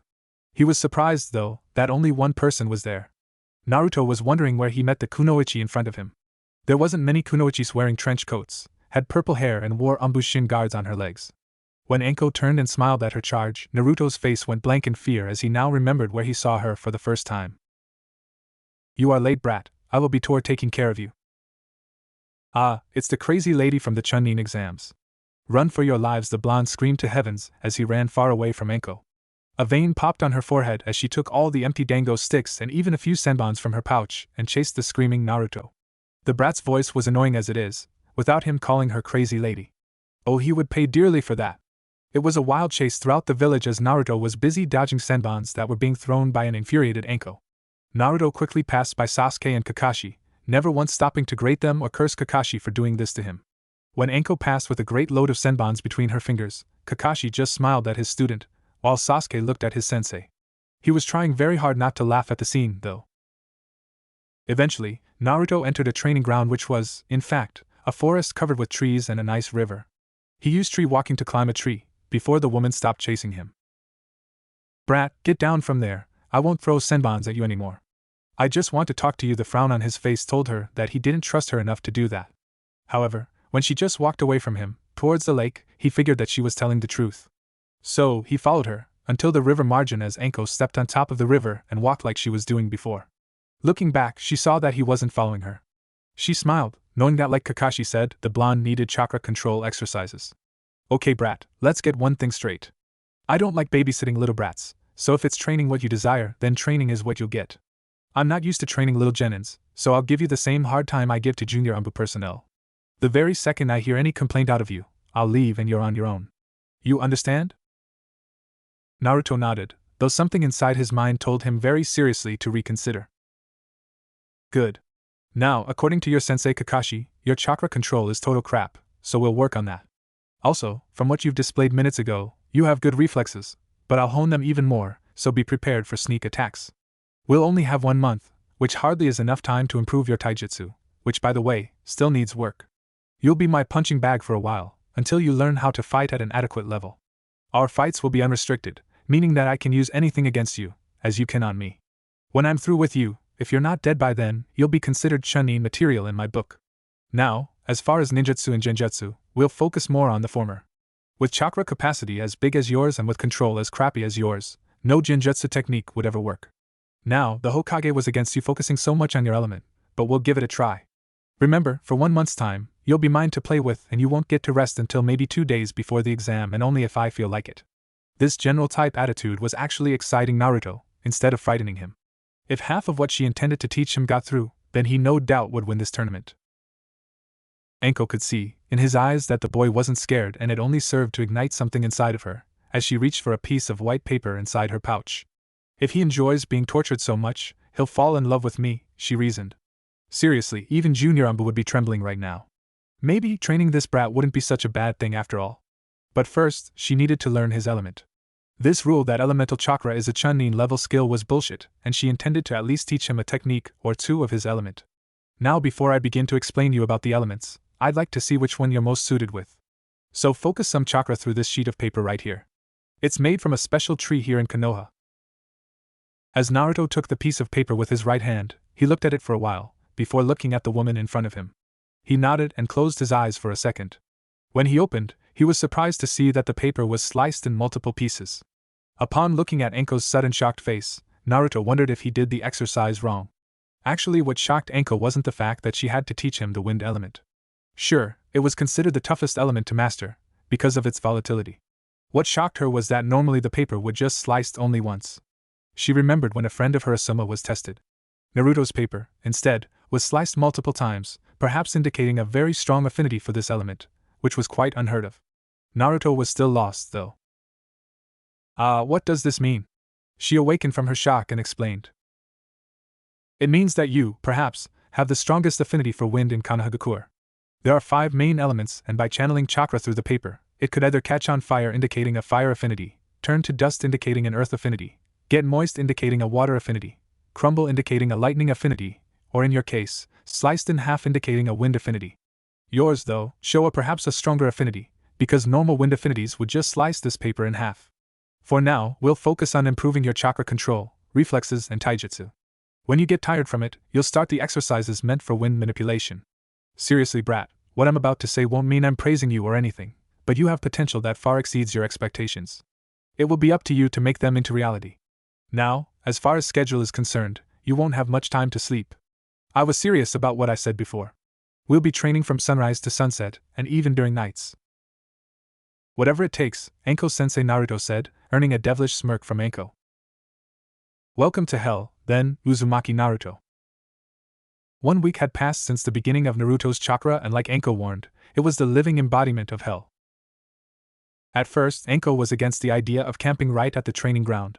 However, that changed once the woman felt that she didn't want to cross the village every time she had to meet her favorite torture subject. So, they made camp right next to the Forest of Death. However, who's to say that Anko would even let the boy get his rest? One time, after not even 2 hours of sleep, Anko rudely wakened him with cold water and a lot of noise. Since that time, Naruto only fell asleep once he was sure that his teacher slept before him. The rude awakenings didn't stop though, but at least he managed to get more hours of sleep because of it. Besides that and the obvious lack of ramen, which for Naruto was worse than the lack of sleep, his training was progressing rather nicely and he was excited because of it. Naruto mused that he trained almost 20 hours every day and had approximately 4 hours in between to eat and sleep. Anko devised a peculiar method of training that aimed, most of all, 3 things at the same time: taijutsu, chakra control, and agility. It consisted basically of Anko beating the crap out of him for a good 3 hours every morning. She would use everything at her disposal, except obviously powerful ninjutsu, which would harm him more than she ever intended to. His taijutsu improved because of it, because after quite a lot of beatings, he ended up learning how to counterattack. Of course, it was impossible for him to hit a jounin like Anko, but she figured that against a genin, or even a low-level chunin, the boy was adequate enough.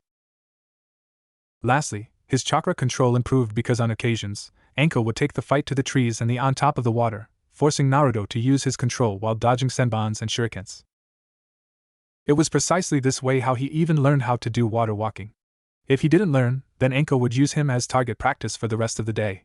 That being said, unless Naruto wanted his body full of holes, he forced his control to improve by going up and down the trees multiple times, until he had adequate control to attempt water walking. When the afternoon began, the two went, actually Naruto did and Anko just waited, hunting for food.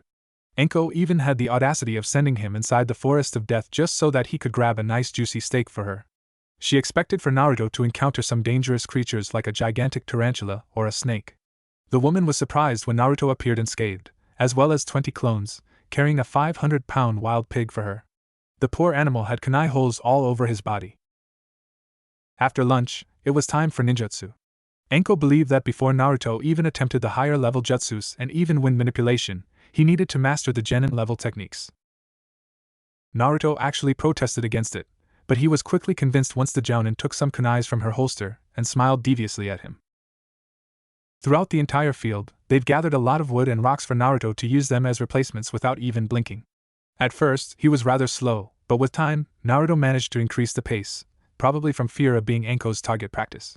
The Kawarimi may be considered an E-ranked ninjutsu, but it was perhaps the best jutsu used when physically evading something is impossible. Eventually, Naruto saw merit in learning it. The Bunshin jutsu was almost impossible, so Anko didn't even bother with it.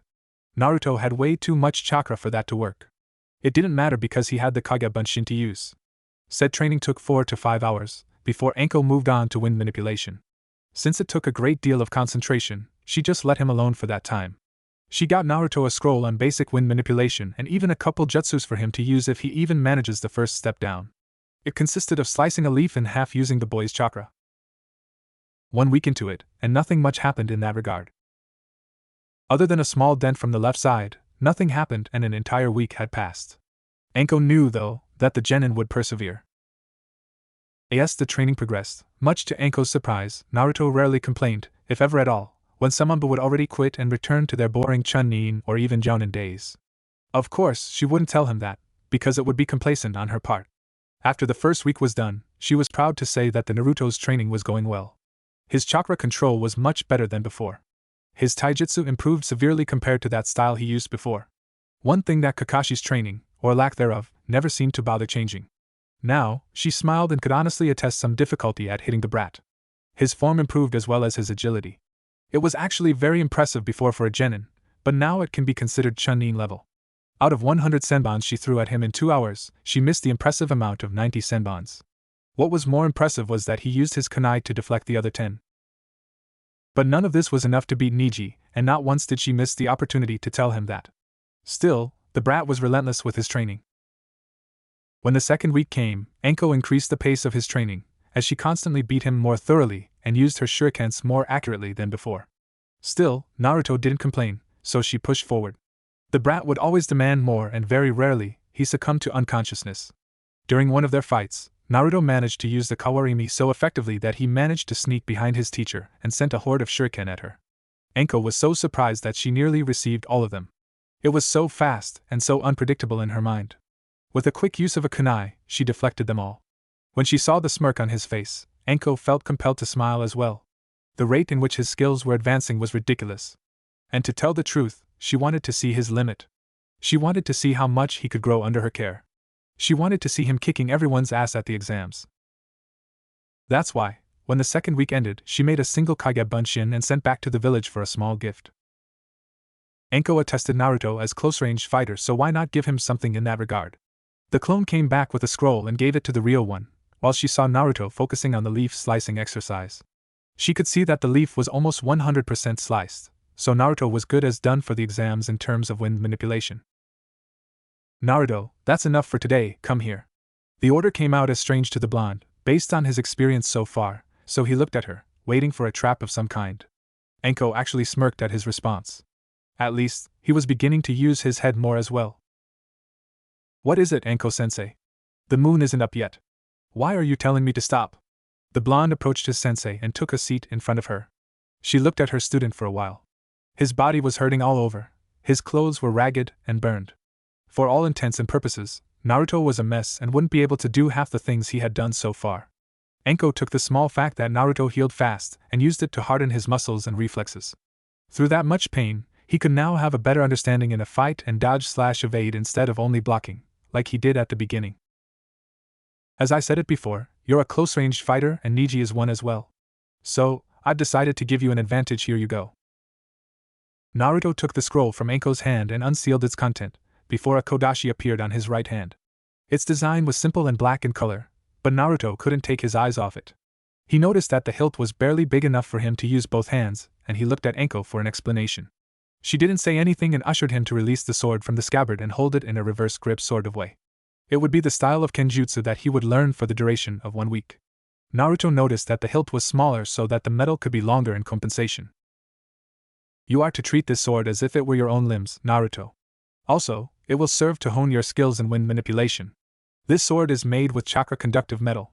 Try focusing chakra through it, and you'll see what I mean. Doing as he was told, Naruto focused chakra throughout the sword and saw how the blue energy circling around the metal. Naruto saw that Enko came closer and dropped a baseball-sized rock towards the chakra-enhanced sword. When the rock reached the sword's position, Naruto was surprised that the sword sliced the rock clean in 2 pieces. The 2 pieces of the stone were now on the ground as he looked at Enko with a confident smile on his face. He knew that every time he smiled like that, Enko would make sure to wipe it off his face, but this time he would risk it gladly. After all, it was the first time anyone has given him a gift, besides the Sandaime Hokage. You know what happens to you when you smile like that, right, brat? Enko was already cracking her knuckles, but Naruto never lost the smile off his face. I know, but I'm too happy right now to care what will happen to me. This is perhaps the best gift someone gave me. I wanted to express how happy I am right now. Enko smiled at the brat and stood down from her threat. Normally, it wouldn't bode well for an instructor to get complacent with his or her student. But just this once, she would give him some time off.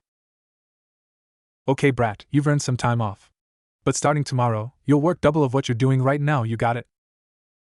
Yes, Enko-sensei. Naruto promptly saluted his sensei. Even if Enko had told him to lay low for the day, Naruto was too ecstatic with his new gift and decided to use it as much as possible.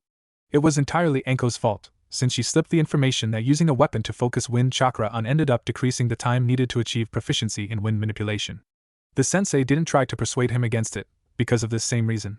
If Naruto managed to finish the leaf slicing exercise quicker, they could move on to the jutsus that she intended him to learn within the weeks of training for the exams. Kenjutsu lessons wouldn't start for a while, as first Naruto needed to get accustomed to the blade into his hand. Enko would afterward show him the moves and then, they would begin the slow-motion spars.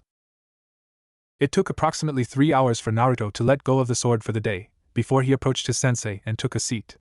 The smile of satisfaction was still on him. I wouldn't know the sword alone would make you this happy? The question awoke Naruto from his inner musings. It's not that I mean, the sword is the greatest. But it's something else. When Anko ushered him to explain, he continued.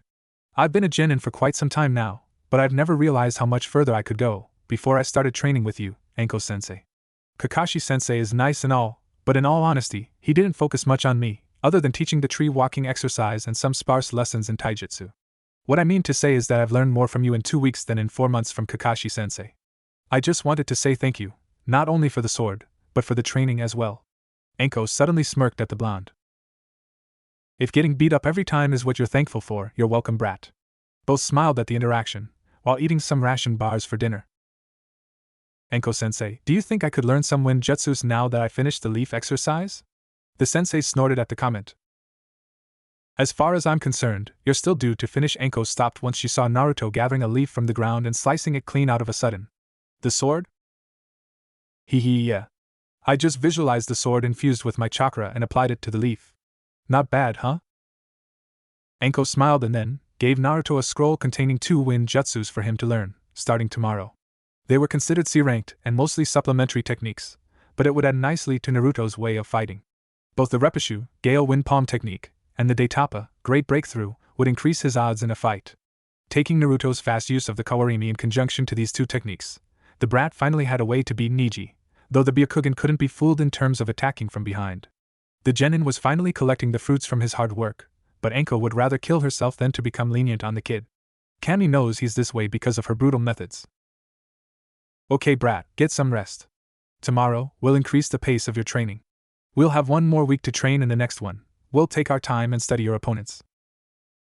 Is it really necessary? I could train some more. Hokage-sama warned her about the brat's preference, and on some level, she would accept Naruto's logic. But a chunin needed more than just skills. We already covered enough ground and will cover even more this next week. Information on the battlefield is what actually wins battles, Naruto. Chunins are leaders, hence why before acting, they must gather as much information as possible on the enemy. Quite certainly, the judges will take your strategy into account as much as they'll take your skills. Can you tell me why a strong shinobi, whose only strategy is to beat an enemy using brute force, could never become a chunin? Naruto thought for a while taking what Anko had said into account. It's because he lacks strategy? Although innocent, Naruto answered right. That's precisely why. One advantage your opponents have is that they have had a better education, since they belong to shinobi clans with great resources. Nara, Hyuga, Uchiha, Aburame, all of them will come to the tournament prepared, both physically and mentally, and so should you. Seriously, brat, I won't have my student lose to an enemy, say Niji, because he forgot about the Hyuga's Byakugan, or to Shikamaru, if you forget about his clan's special abilities to control shadows. All of this knowledge will have to be taken into account at the tournament. Now we'll focus on that part closer to the end of the month. And you're right about getting some extra training, so we'll take only the 3 last days for the information department, okay? Now get some sleep, will you? Naruto saluted the woman once more and closed his eyes right there by the fire. Anko smirked at the brat and was about to do the same, when she sensed someone approaching from behind. Taking a kunai, she almost threw the projectile at the man, before the silver hair and the blue mask threw her off. The sudden appearance of Kakashi surprised Anko as she thought that the man was training Sasuke far away from here. The fact that he walked in with one hand inside his pocket, and one busy holding an orange book gave Anko the indication that the Kakashi in front of her was the real Scarecrow Jounin. For all intents and purposes, it could very well be Orochimaru or someone under his command trying to use Naruto once more. She also knew that Kakashi wouldn't risk leaving Sasuke by himself, so the one in front of her must be a Kage Bunshin. Are you a clone or the original? The man just smiled at her, before looking at the sleeping form of his student. Anko saw it, and answered his silent question. He's doing great if you must know, however something's been bugging me since the training started. It's actually good that you're here, because I couldn't just leave this place and warn Hokage-sama. Please come here and take a look at Naruto's exposed neck and tell me what you see. The clone did as requested, before his eye widened to impossible proportions. Although it was different from Sasuke and even Anko's seal design, he knew it to be one of Orochimaru's creations indeed. So Naruto was also branded with the cursed seal. However, where Sasuke was terribly affected by it, Naruto didn't seem to be. Did he manifest its power during training? Anko negated that statement with a simple shake of the head. Not once so far, even though I pushed the brat more than I've pushed Junior-Anbu. If anger was the catalyst, then this brat is a saint. Also, I'm quite curious as to the red color, instead of the usual black one I carry. Kakashi took another look at the seal and got curious as well. Sasuke's was black as well. I wonder why he hasn't said anything either to me, you, or the Hokage. Perhaps he is hiding it, but for what reason? Kakashi voiced his thoughts for a while, before turning to Anko. Will you confront him about it? I actually don't know what to do in that regard or if I need to do anything at all. If he hasn't used so far is because he doesn't like to rely on it. I was hoping you could ask Hokage-sama for me. The Kakashi clone nodded, before focusing on other aspects. He focused on Naruto's ragged clothes and the number of bruises on his skin. He figured that Anko would push him hard, but perhaps she was going overboard. Nevertheless, he supposed that Anko knew what she was doing, hence he chose not to comment about the brat's training. It was best that Kakashi didn't know as well, since he was training Sasuke, one of Naruto's opponents at the exams. He would consult the Hokage about it. Hopefully, he would shed some light about what to do concerning Naruto. I'll talk to him about it. I'm pretty sure he'll ask Jiraiya to take a look on the other seal to see what happened to Naruto. If that occurs, expect his visit sometime during next week. The clone smiled at Anko, before dispelling, in order to send information to the original Kakashi. Mountainous region of Fire Country. Immediately after the clone was dispelled, the real Kakashi flinched at the received information. Branding Sasuke with the curse seal was pretty low for Orochimaru, but branding Naruto was even worse. Orochimaru must have figured that whatever happened as a consequence would be to his advantage. If the Kyuubi was released as a result of the cursed seal, then Konoha would be destroyed, hence his plan was accomplished. If not, then he managed to place a part of him inside of Naruto, and is working from the inside in order to gain himself more chakra than any thought possible. Indeed, Orochimaru was dangerous, but tempering with something as powerful as the Kyuubi was beyond nuts in his opinion. Summoning another Kage Bunshin, he sent the clone towards the Hokage's office as he knew the man would be working at this late hour. Kakashi just wondered what the leader would do concerning Naruto. His Jinchuriki status was sensitive enough, and now he was also branded with the cursed seal. It became a more troublesome situation than he ever thought it would be. At the Hokage's office. The Hokage was busy going through some reports when a knock was heard at the door. He was surprised to see Kakashi entering, before he smiled. Kakashi wouldn't risk leaving Sasuke alone because of Orochimaru. I assume you have urgent news to discuss, since you've sent a clone here in such a late hour? Anko has confided me with some rather interesting news about Naruto. From what I could see, Orochimaru branded him with the curse seal as well. The Hokage was reading a report while listening to the Jounin, but Kakashi could very well see that his attention wasn't on the report anymore. Why would it actually? It's not every day you find out that your own student isn't only experimenting on humans, but with demons as well, especially one who could level an entire village with just a swing of its tails. Is it the same as Sasuke's? Why didn't it manifest yet like Sasuke's? It's not the same, although I'm only speaking about its design. I don't have the skills to tell the difference. Grabbing a blank piece of paper from the desk, Kakashi showed the Hokage Naruto's seal. It's red, though, instead of black. I don't know much about it either. Let's hope that Jiraiya is in the neighborhood to take a look at it before the finals. Please tell Anko to avoid doing anything that could tamper with both seals. I will contact that pervert. At training ground number 43. Okay, I'll do as he said. Thanks, Kakashi. The clone nodded, before vanishing once more. Upon looking at Naruto's seal once more, Anko unconsciously rubbed hers as well. She hated her old sensei so much, so she took it upon herself to deal with the man. However, now not only Anko, but Naruto and Sasuke shared the same fate. Naruto was perhaps the most sensitive case, because he housed the Kyuubi inside of him. If anything damaged the Yondaime seal, the beast would get out and destroy everything in its path. All because that bastard wanted power. Right now, it was useless to dwell on such thoughts. It was best to train Naruto to the best of her abilities, so that when the time came, he could deal with Konoha's enemies. Next day. The sun barely appeared and two ninjas were already going at each other with vigor. Naruto knew that Anko would step up his training, but he was able to sense a sudden increase in Anko's temper that he never saw before. It appeared as if the woman really wanted to harm him, rather than train him. Nevertheless, he figured that by evading this new Anko and even landing a few hits would certify him against tougher opponents at the exams like Neji. If he could cover his own ass against a Jounin, then dealing with Neji would be a piece of cake. Naruto blocked an incoming kick that would aim his head, before performing a quick kawarimi to appear behind her. However, Anko already knew this move and quite surprisingly unleashed a great load of snakes at the boy. Upon seeing the snakes coming from inside her sleeves, Naruto was surprised as hell. However, he managed to use another replacement technique and appear to her side, with a kunai on his hand. Anko just turned and performed some hand seals, before gathering air inside her lungs. She exhaled a gigantic fireball at him. Naruto quickly sent a Kage Bunshin in front of him as he dodged the fireball's path. The blonde was right next to Anko with the intention of kicking her, but Anko smirked at his attempt and grabbed a couple of shurikens.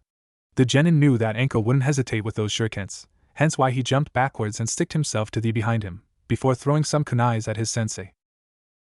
The woman deflected Naruto's projectiles with her shurikens, but did nothing afterward, which confused Naruto greatly. It was sheer reflex that Naruto jumped roughly to the side and avoided another projectile assault. As he looked at the one who attacked him from behind, he noticed that it was his sensei. The one to whom he was fighting had transformed into mud. Deciding to use his favorite jutsu, Naruto summoned 4 Kage Bunshins and sent them towards Anko.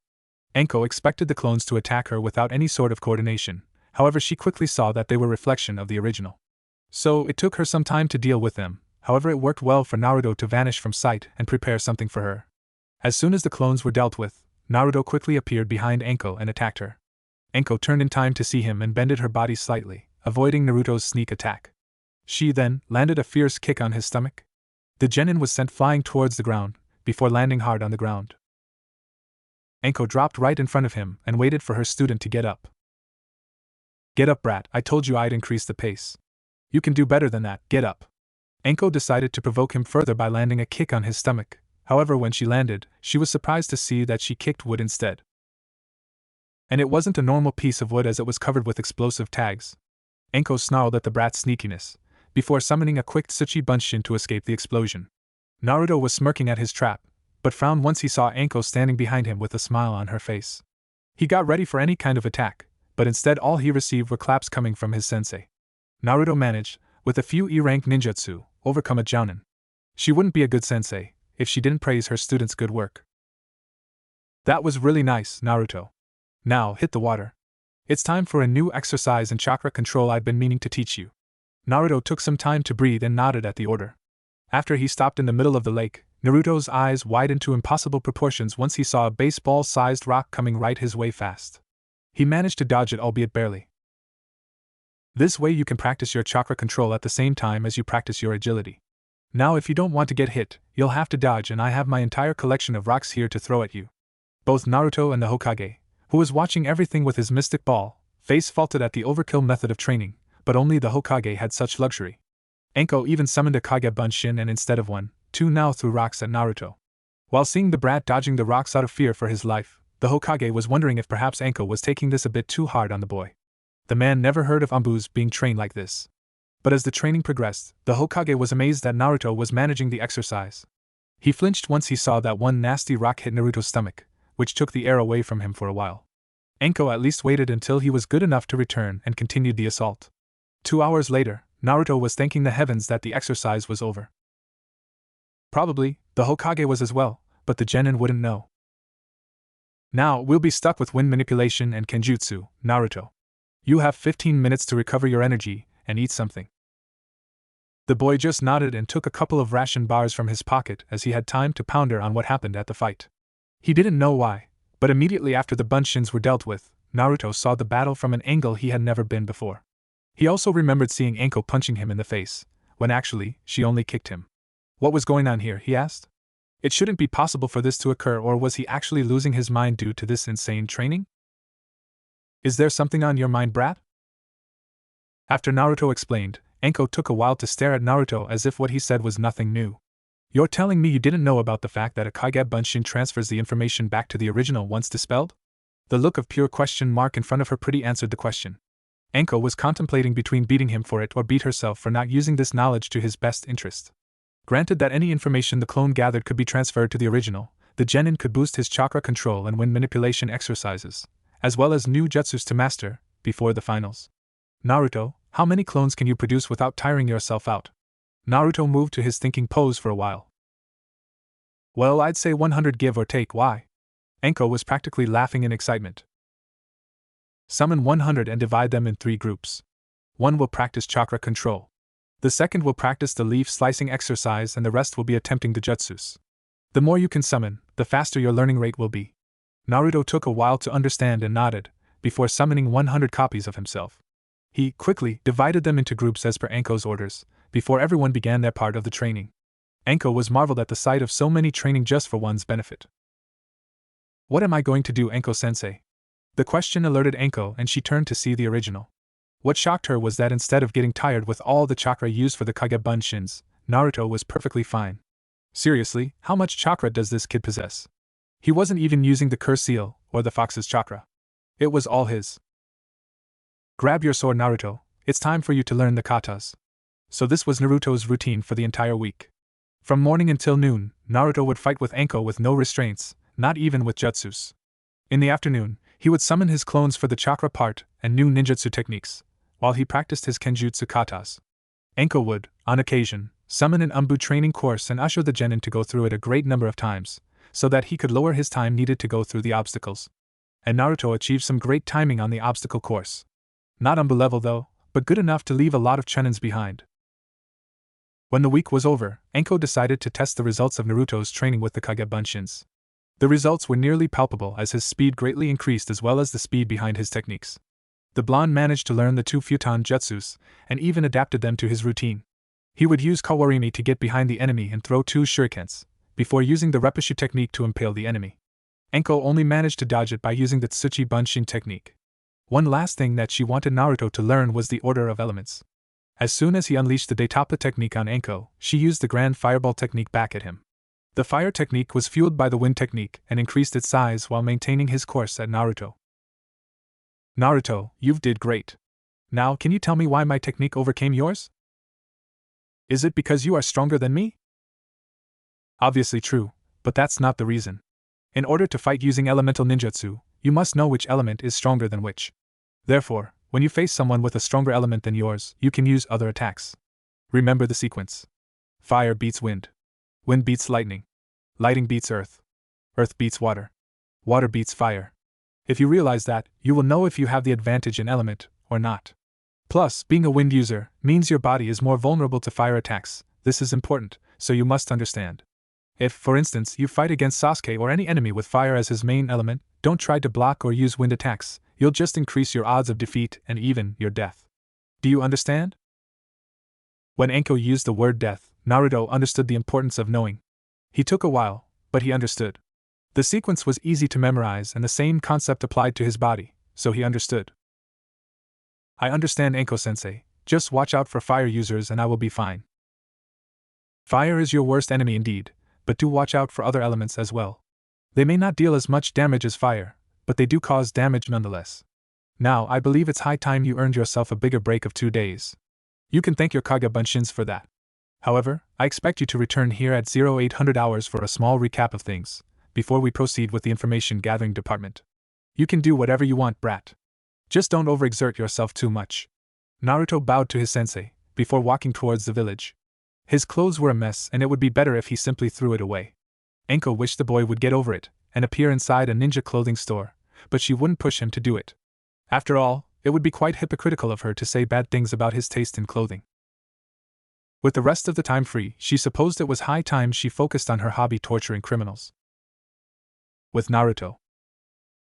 As the blonde walked throughout the village towards his apartment, he was receiving all kinds of stares. He didn't know that they were staring at his clothes, or rather the lack of it, so he just ignored them as he reached his apartment. Once inside, Naruto went for a quick shower in order to clean some of the bruises and sweat gathered from 3 weeks of never-ending training. He threw his clothes on the garbage, after placing his sword on top of his bed, and frowned since he knew that that was his last piece of clothing available. Right now, the only one he had to wear was a clean pair of black pants and an orange t-shirt. The reason he used the orange jumpsuit so much was because it was his first gift ever, supplied by the Sandaime. Naruto remembered the day, because it was the happiest day of his life. Now, it was all ruined. Even if it was for a good cause, Naruto still felt remorse for losing everything. Looking outside, Naruto realized that he just couldn't go through with the exams without a proper outfit. The one he had wasn't damage resilient. Releasing a long sigh, Naruto grabbed his toad-looking wallet and took his gathered money inside one of the pockets, and left his apartment towards a nice store where he could purchase some new clothes. As he walked, he realized that he had 2 major problems. 1, he knew that many stores wouldn't sell anything to him because of the damn fox. The second reason was his lack of knowledge on what clothes to buy. He knew he liked the color orange, but aside from that, he didn't know much else. He needed assistance in that regard, However, he didn't know anyone who could help him. Sakura would be a considerable choice, but Naruto didn't feel like looking the entire village for her. Unfortunately, he was stuck with the choice of going inside store after store until someone decides to attend him with the regular prices. When he left the fourth store, the blonde was already giving up, actually thinking about asking Anko when he returned from his vacation. He was walking back to his apartment when he noticed a smaller shop located on his right. Naruto could remember every single shop he had been to in Konoha, but he never entered this one. Who knows, maybe the owner doesn't treat him like crap. As soon as he entered, he saw that the store was practically empty of customers. However, it was quite packed with ninja tools and clothing. Looking around a bit, Naruto stopped once he found the cashier's table with a person snoring. He didn't know if it was a boy or a girl, because of the hair. As he approached the attendant's position, he saw the Chinese-style dress and instantly remembered her from the Chunin exams. Now, what was her name again? It started with AT and he was quite sure an E and an N followed. 10-something. He scratched his head in order to remember, but he did eventually. Tenten said. Girl slowly opened her eyes, a little bit perturbed that someone awoke her. She was about to scream at her father for rudely awakening her, when she remembered that the voice didn't belong to him. With her sight coming back, she could see that kid Naruto staring at her. But he was wearing something different. Ah, it's you, Naruto. What's with the change in clothes? Last time I saw you, you were wearing that hideous jumpsuit. Naruto wasn't thrilled to hear Tenten's comments about his clothes, but he ignored it. Yes, I ruined it training. Do you work here, Tenten? The rather dumb question could be easily as just as rudely answered by Tenten, but she figured that Naruto was here as a customer, instead of looking for her. Yes, I do. This is my father's shop. Naruto, upon hearing that, knew that he hit the jackpot. Tenten wouldn't treat him badly and wouldn't overprice him, because she didn't know about his status as a Jinchuriki. Cool, I was hoping that I could find some new clothes for me. Could you help me choose? Tenten let out a big yawn at the prospect of helping someone to choose an outfit from scratch, but a customer was a customer. Sure, I can help you. What colors are you thinking about using? She visibly sighed once Naruto stopped and began to think about his choice for color. It was getting pretty late, and he came in here without even thinking what he wanted in the first place. Well, I always enjoyed the color orange, but it doesn't need to be the central color, right? Maybe black or dark blue with some orange aspects would be nice. Do you have something like that?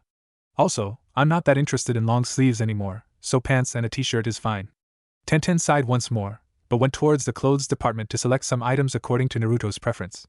She actually was hoping that he didn't choose orange as his main color, because first it wouldn't be ninja-like and second, she would have to turn him down, because quite certainly, her father wouldn't even consider using orange for his items. Now, if the choosing was left for her, she would go for black instead of blue. It mingled better with the ninja's shadow, as far as stealth was concerned. After selecting both more black than blue outfits, she showed them to Naruto, who then began to observe the items. Well, I guess from your picks, you think that black is more suited, huh, Tenten? She would respond with a duh, but she just nodded and explained. Black is more suitable for stealth, and you already had orange and dark blue combination. Here this combination is nice, plus the fabric is resilient to physical damage and even kunais or shurikens. Naruto did concur with Tenten's assessment as the combination was quite interesting. It consisted of black umbu-style pants with some orange stripes located on the thighs region, followed by a black polo shirt with small orange lines on the stomach. It had a zipper instead of buttons.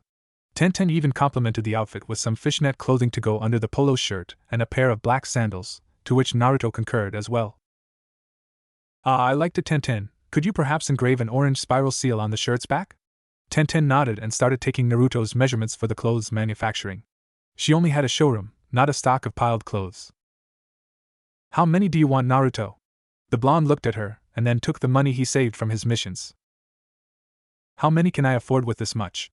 2, 3. Tenten frowned at the blonde's lack of tact as far as business was concerned, but counted the money anyway.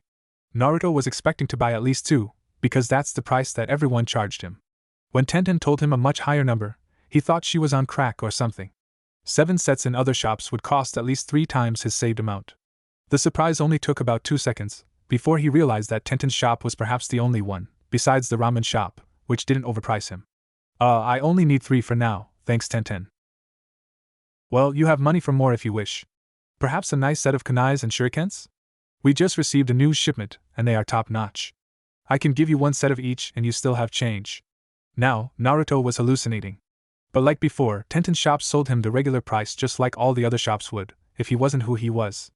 Naruto accepted the new sets and gave Tenten the amount needed for the purchase. You can come back in about 2 days, Naruto. Everything will be ready by then. Here is your receipt. Naruto never knew it would be this easy as he left the store with a huge smile on his face. Perhaps, he found the store he was looking for all along. 2 days later. When his little vacation was over, Naruto was up and ready at 7 o'clock as he casually walked through the empty streets of Konohagakure. The precious few that enjoyed early mornings were there as well with him, but for some reason, none of them spared him any glances, which was surprising, seeing as 2 days ago, these very civilians shot glares at him back then. He wondered if they didn't recognize him because of the new clothes, and if that was true, then perhaps the orange jumpsuit was a dead giveaway. Nevertheless, it wasn't something to dwell on as right now, he was supposed to finish his training under Anko-sensei. As he walked towards the training ground, Naruto wondered what would happen to him if Anko wasn't around. The woman had the most sadistic personality he'd ever seen, but he couldn't deny how much she helped him to improve. Perhaps if someone else was to tutor him for the exams, Naruto wouldn't be as prepared as he was now. Taking his growth rate into consideration, the genin imagined how much stronger he would be if Anko was there since he graduated from the academy. He didn't have anything against Kakashi-sensei, but on occasions, the man was too damn lazy for his liking, often choosing to let his team train on their own, instead of actually training them. Such way of training may work on Sasuke and Sakura, because they had a nice basis of the shinobi world, either by clan knowledge or simple book smarts. Naruto wasn't like them. He only learned through practice. He preferred Anko's way of doing things easily. Too bad the woman wouldn't be around after the exams, though. Naruto arrived at the training ground in half an hour, hence he had another half an hour until Anko arrived. Or so he thought as a great load of snakes appeared out of nowhere and attacked him. Sighing in dismay, Naruto grabbed his Kodashi and, focusing wind chakra through it, sliced the snakes in multiple pieces, before jumping to the side as Anko appeared behind him with a kunai ready to impale him. Naruto didn't create much distance between her though, which allowed him to engage against his sensei using his sword. Anko wasn't stupid to parry her kunai with Naruto's wind chakra Kodashi, hence why she used a simple kawarimi when Naruto attacked her. She appeared 20 meters to his right side, before going through hand seals. Katon Gakaki no Jutsu, Fire Release, Grand Fireball Technique. Quickly summoning 10 Kage Bunshins, Naruto used a kawarimi with the furthest clone and sent the others to attack. He remained behind while the Bunshins dealt with Anko, or rather Anko dealt with the Bunshins. After seeing the direction she was moving to attack, he threw a couple of shurikens at the position Anko was going to be. The woman was about to deflect the projectiles, when she saw her mistake. As soon as she grabbed the kunai to deflect them, she saw the genin making some hand seals.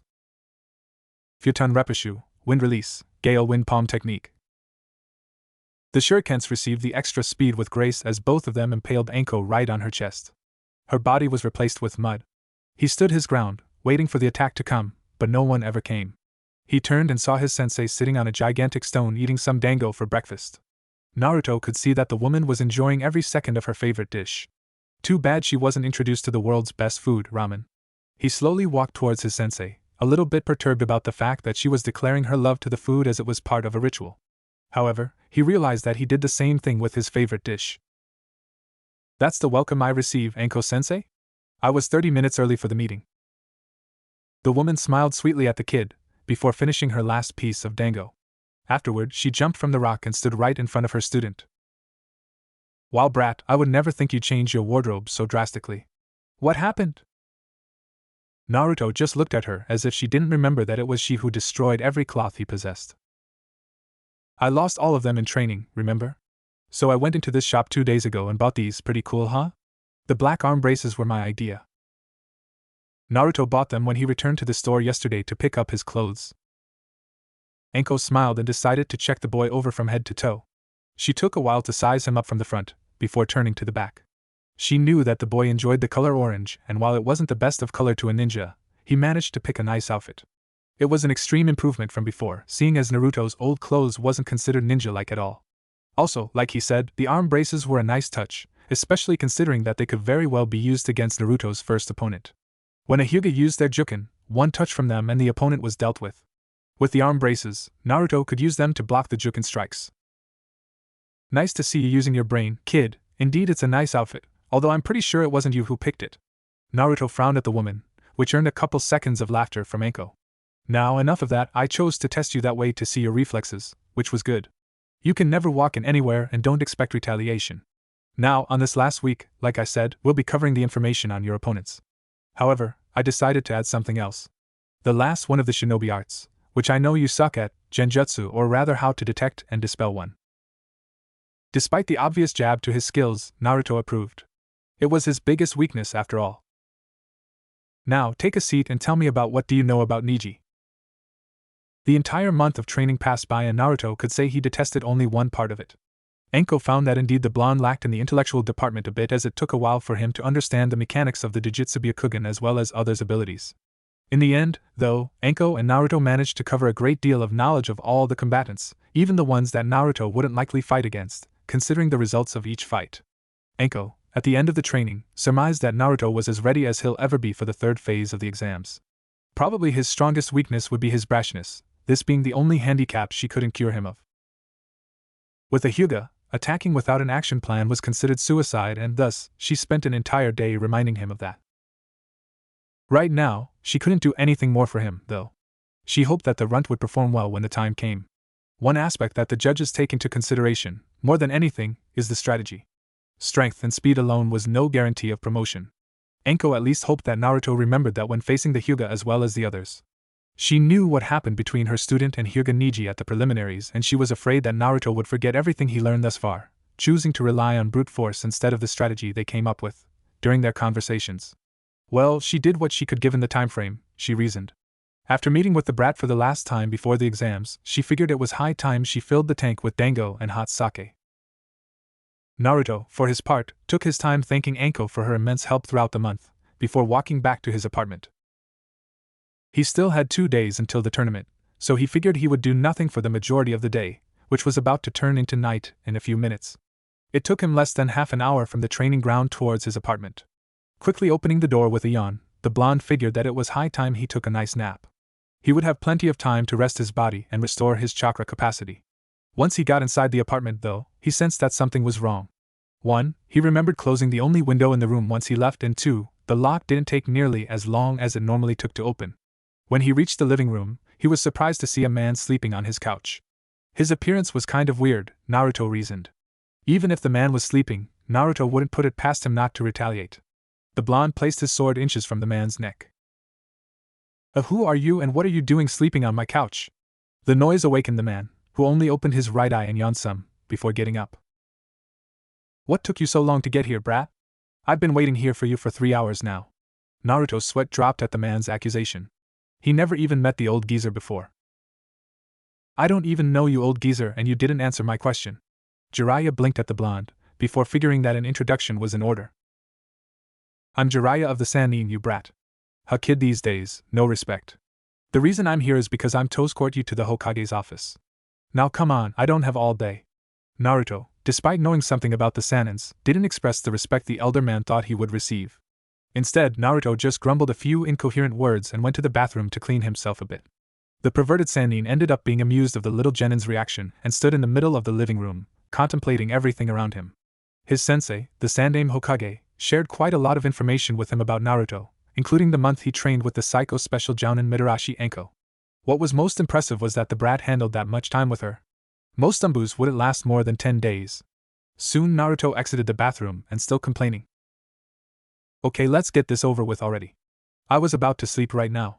Jiraiya smirked once more and followed the blonde as they traveled through the rooftops towards the Hokage's office. With Sasuke going through hand seals, Uchiha Sasuke began focusing lightning chakra through his right hand as he looked at his target, a considerably sized rock with a giant hole in the middle. He was sweating profusely, because of the amount of control needed for this ultimate technique, his sensei's creation. The Chidori was Sasuke's last item to cover throughout the 1 month of training. Kakashi was a few meters to his right, and simply observed his student.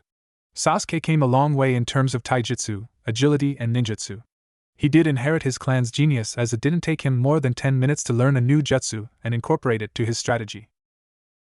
Of course, the Sharingan had a lot to do with that. Kakashi wasn't against the idea of Sasuke using his eyes to learn, as he had one as well. It's not to say that Sasuke kept learning one ninjutsu after another. He asked Kakashi to teach him only lightning-based jutsus, as it was his other affinity along with fire. Aside from ninjutsu, Sasuke sparred a lot with Kakashi, both with and without his Sharingan. Kakashi, not once, needed to use his Sharingan, but that didn't mean that Sasuke's skill didn't improve. It just meant to prove that Kakashi wouldn't need to use it against a genin, even if it's an Uchiha. Right now, Sasuke managed to collect the required energy and concentration for the Chidori and charged at the rock with impressive speed, before carving a similar hole next to the other one. The boy kneeled on the ground soon afterward, panting. "It appears that 2 is your limit, huh, Sasuke?" Kakashi said, earning a nod from the Uchiha. "At least without the curse seal, that is." Kakashi admitted not enjoying the time when Sasuke trained with the curse seal. It gave the Uchiha more power, more chakra and more speed, but it wasn't natural in his book. He hoped that the Hokage knew what he was doing, letting Sasuke use the cursed seal. The Uchiha just took a seat where he stood. Today was his last day as well, and he figured that he was ready for the exams. Sabaku no Gaara was a strong foe from what he saw at the preliminaries, but he believed that his speed was enough to overcome that ultimate defense of his. After defeating Gaara, his next opponent would be the winner of the first fight between Naruto and Hyuga Neji. It has been an entire month since Sasuke last saw his teammate, and he actually wondered how much stronger the dog became under that woman's guidance. Kakashi told him that he paid a visit to Naruto once and saw him almost beaten to death. When questioned about it, Kakashi briefly explained Anko's methods and how it probably was more effective to Naruto than a teacher boring him with long theories. Sasuke ended up agreeing with said logic as he knew Naruto would be bored with any sort of explanation that took longer than 30 seconds. "So it appears that our time is up, huh?" Sasuke said, earning a nod from Kakashi. It also worked well, since Kakashi had an appointment with the Hokage. He wasn't bothered by the fact that the meeting had started half an hour ago. At the Hokage's office. Inside the Hokage's office, 3 individuals were seriously considering what would happen if Kakashi were to suddenly disappear for a while. All 3 of them considered different type of tortures for the Scarecrow Jounin. Well, 2 of them, because Naruto actually settled for a nice nap on the ground instead. He was pretty tired upon arriving home, and knowing his sensei, he realized that it would take at least another hour for him to show up. Suddenly, a smoke appeared in the room, waking Naruto up. First he was dragged to this meeting, only later being informed that nothing would happen until Kakashi arrived, which would be close to 2 hours from now. Naruto even tried sleeping, and Kakashi once more took that away from him by showing up only half an hour late, instead of the usual 2 hours. "Yo, sorry I was late." Sasuke decided to play with poison and had to be taken to the hospital for the cure. No one emitted a single noise in the room, and it was clear that no one believed that to be true. "Using your students as an excuse was low, Kakashi, really low."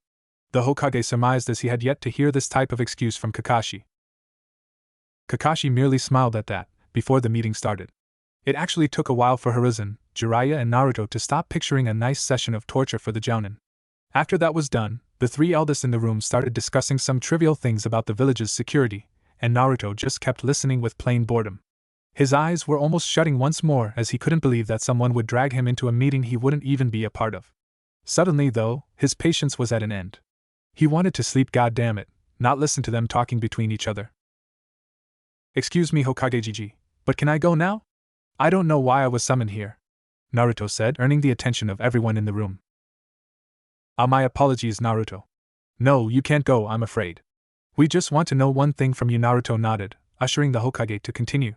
"It has come to my knowledge that something happened between you and Orochimaru at the second stage of the Chunin exams. I only wish to know why you haven't approached me showing the red seal imprinted on your neck?" Naruto looked around nervously to the 3 elder individuals and sighed, wondering how they figured it out. Perhaps Anko spotted it and told them about it. He figured that telling any other story besides the truth wouldn't help ease the situation, so he told everything, beginning from the part when he was bitten as well as the conversation he had with the fox. Along the way, all 3 were surprised upon hearing that it was due to Kyuubi's interference that the seal became red instead of the usual black color. When he finished the explanation, he realized that their faces changed from the beginning of the meeting. He was screwed, and he knew it. Even the Hokage was showing an angered face he had never seen before. Truth be told, the Hokage wasn't mad at Naruto, except the fact that the genin didn't consider reporting this incident. Whom he was truly mad at was his ex-student as well as the damn beast that resided within Naruto's stomach. One gave the other more juice to pump in Naruto's chakra supply. Too much power could bring unforeseen consequences, and for what? An empty desire for revenge, perhaps. As far as the fox was concerned, it wanting more power was no shock to the old Hokage. It's not like the beast ever changed its mindset. Now, he would have to deal with this threat accordingly. If not, both Naruto and Sasuke could become trouble for Konohagakure. Quickly producing his pipe, the Hokage gave a few puffs, before looking at the blonde. First of all, Naruto, the only reason I'm mad with you was the fact that you hadn't told me or anyone about what happened. Besides that, nothing more. I will extend the same courtesy that Sasuke received and allow you to use the curse seal. However, you must use this power to protect the village or your comrades, never for personal gains. Naruto kept looking at the old man for a while, before smiling. Don't sweat it, Hokage Gigi. I don't enjoy using it as I told the dam for ball. I will only resort to it if necessary. You have my word. The Hokage smiled, before turning to Jiraiya.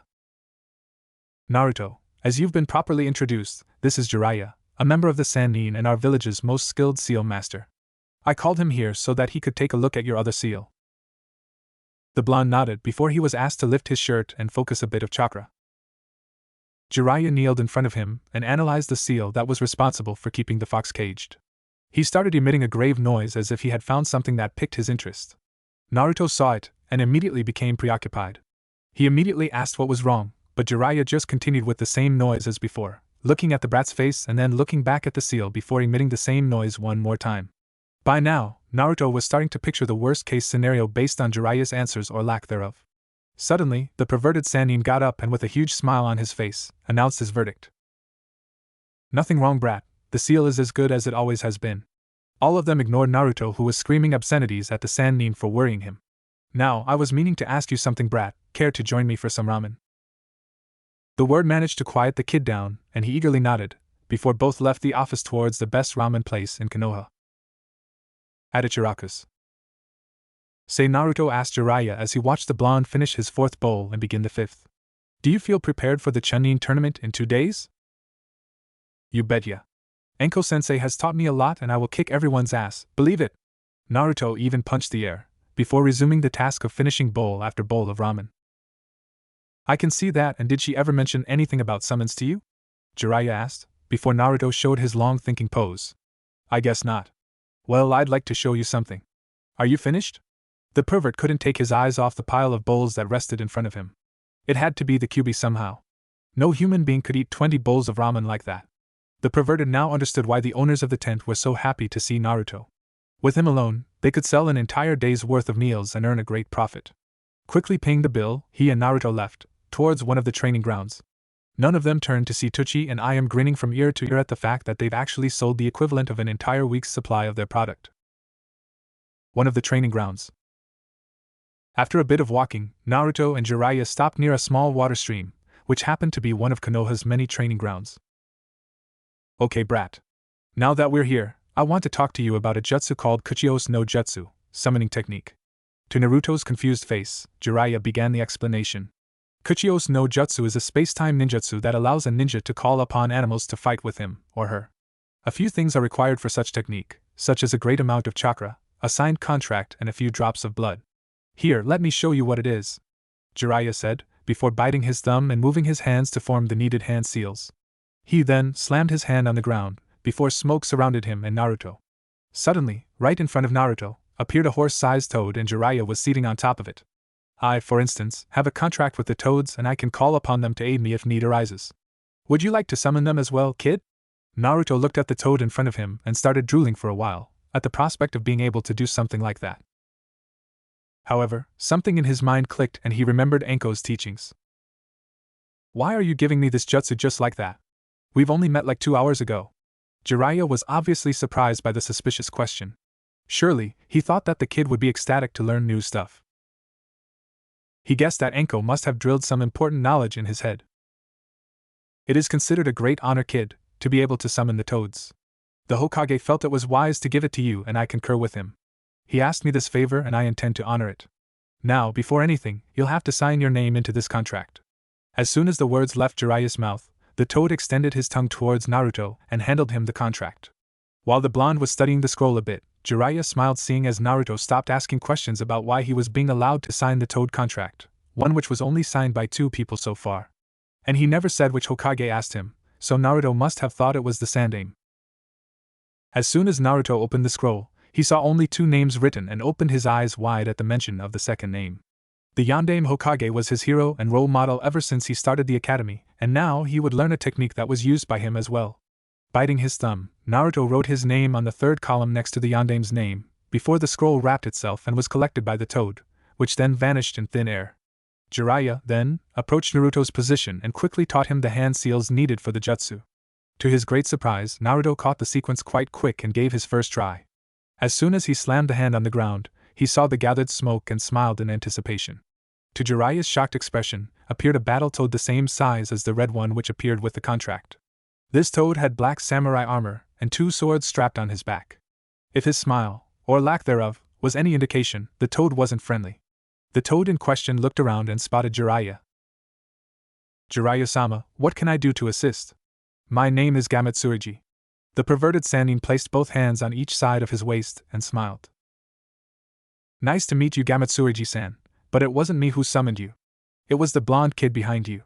The toad in question turned and looked at the brat who was looking at him.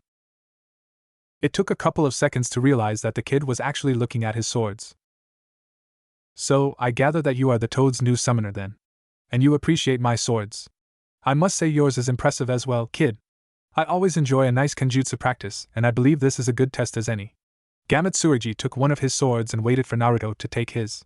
Normally, the test would be conducted by Gamabunta-sama, but I believe myself to be worthy enough of said honor as well.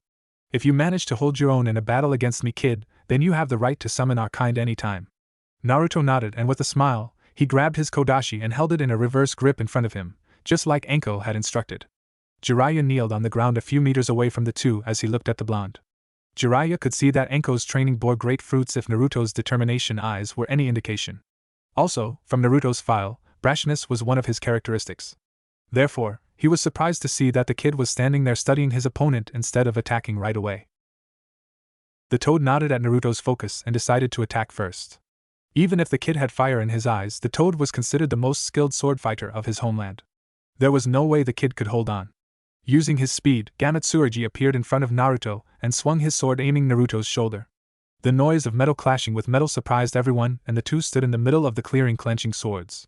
Jiraiya could see a blue glow surrounding Naruto's weapon, and he realized with a smile that the kid was using wind chakra to strengthen the sword.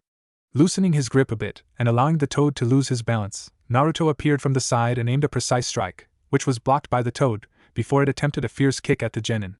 Naruto used a quick karawimi and appeared on the other side, aiming another strike against the toad.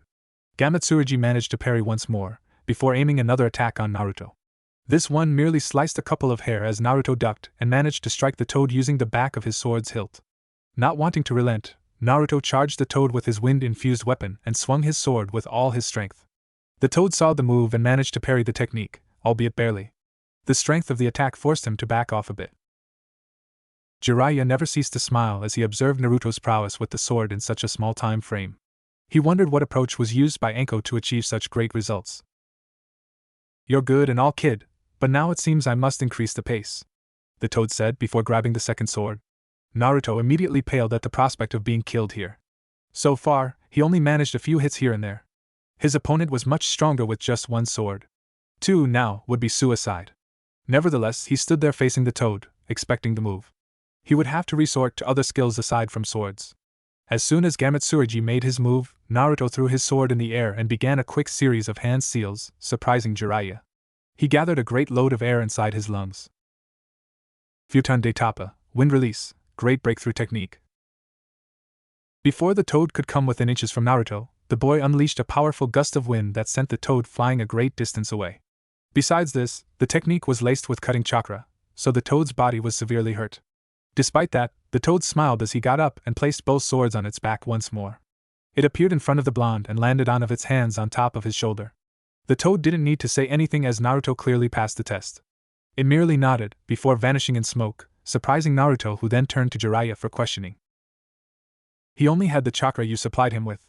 Once that chakra runs out, he can't sustain the link and therefore has to go back to his realm. Nevertheless, you did good, kid. Go get some rest for the tournament." The blonde smirked, before he said goodbye to the pervert. Jiraiya looked at the kid's back with a smile on his face. At first, he figured that it would be prudent to help Naruto more for the exams. Circumstances arose that interrupted that initial plan. After all, it's not every day he uncovers the existence of an organization out there that is after the nine-tailed beasts, including the one that resides inside Naruto. Their members were unknown at this point, but his sources told that all of them were S-ranked criminals. If one of them was to come after the genin, Naruto wouldn't know how to defend himself. This meant that the kid must be trained and by someone who can uncover his full potential. Mitarashi Enko's methods were brutal, Jiraiya remembered. She must have beaten the kid many times until he understood what Enko was trying to teach. However, Jiraiya knew ways around that, in order to further achieve Naruto's untapped potential. And he wasn't thinking of the Cursed Seal. Tournament Day. 2 days passed in a blur for Konoha as the date of the last phase of the Chunin exams arrived. The entire village was ecstatic and lots of merchants and tourists flooded the streets. Unfortunately, the boom in the village's economy comes with a bigger risk. With this many, it becomes rather difficult to provide the same level of security. Ambus were doing everything they could to scout the entire region after probable schemes from outside sources. The stadium in which would soon host the Chunin tournament was slowly being filled with all kinds of people. From simple tourists to daimyos, to low-level genins to high-ranking jounin officers, everyone came to see a splendid show. The most anticipated was no doubt the first Uchiha ever to appear since the clan's massacre a long time ago. Uchiha Sasuke was considered the safest bet there was, with Hyuga Neji coming in close second. The Chunin hopefuls were already aligned in front of the host Shirani Ginma, a special jounin that used a bandana to hold his hair and had a saban on his mouth. All the genin's attention turned to Naruto, though, as he appeared wearing different clothes as well as the sword strapped on his back. His posture did change a bit from 1 month ago. Sasuke kept looking at his partner, wondering about the change in appearance. He wondered about the changes that weren't visible, his skills of the ninja arts. The sword on his back indicates that the dobe has been practicing kenjutsu. However, 1 month alone of practice with it couldn't be counted as an advantage. Sasuke was tempted to use his Sharingan and take a closer look at Naruto's chakra, but in doing that, he would be violating the rules. It took half an hour for the crowd to fill the seats and for the Hokage to enunciate the beginning of the tournament. By the Sandame's side were his 2 bodyguards as well as the Kazekage, who accepted the invitation to attend the exams next to the Hokage. Ginma nodded at the Hokage and issued all the genins to leave the area, except for Uzumaki Naruto and Hyuga Neji. Neji, as usual, was showing his confident, bearing smug attitude at Naruto, while the blonde looked at Neji promising to deliver the punishment like he said before. Naruto remembered Enko's words about emotions in the middle of direct combat. She explained it to him constantly that by no means could he charge against a Hyuga face-to-face in direct combat. In other words, standing within inches from his opponent was sure defeat. Naruto wouldn't have that, and created some space between them, while waiting for the proctor to start the battle. Of course, it didn't mean that Neji wouldn't use a few words here and then. You should forfeit right now. You may have changed your clothes, but you're still a failure. Neji even widened his smirk as to show that Naruto was too much beneath him. I promised I would beat you and I do intend to fulfill it. I've trained long and hard to get here and I'm not going to back away, just because my opponent's ego is bigger than the Hokage monument. Naruto got into fighting position, earning a slight mocking laughter from Neji, before he also got into position. Ginma looked at one another, before issuing the fight to begin. Neji charged with his speed and his Byakugan on as he already pinpointed Naruto's tenketsus.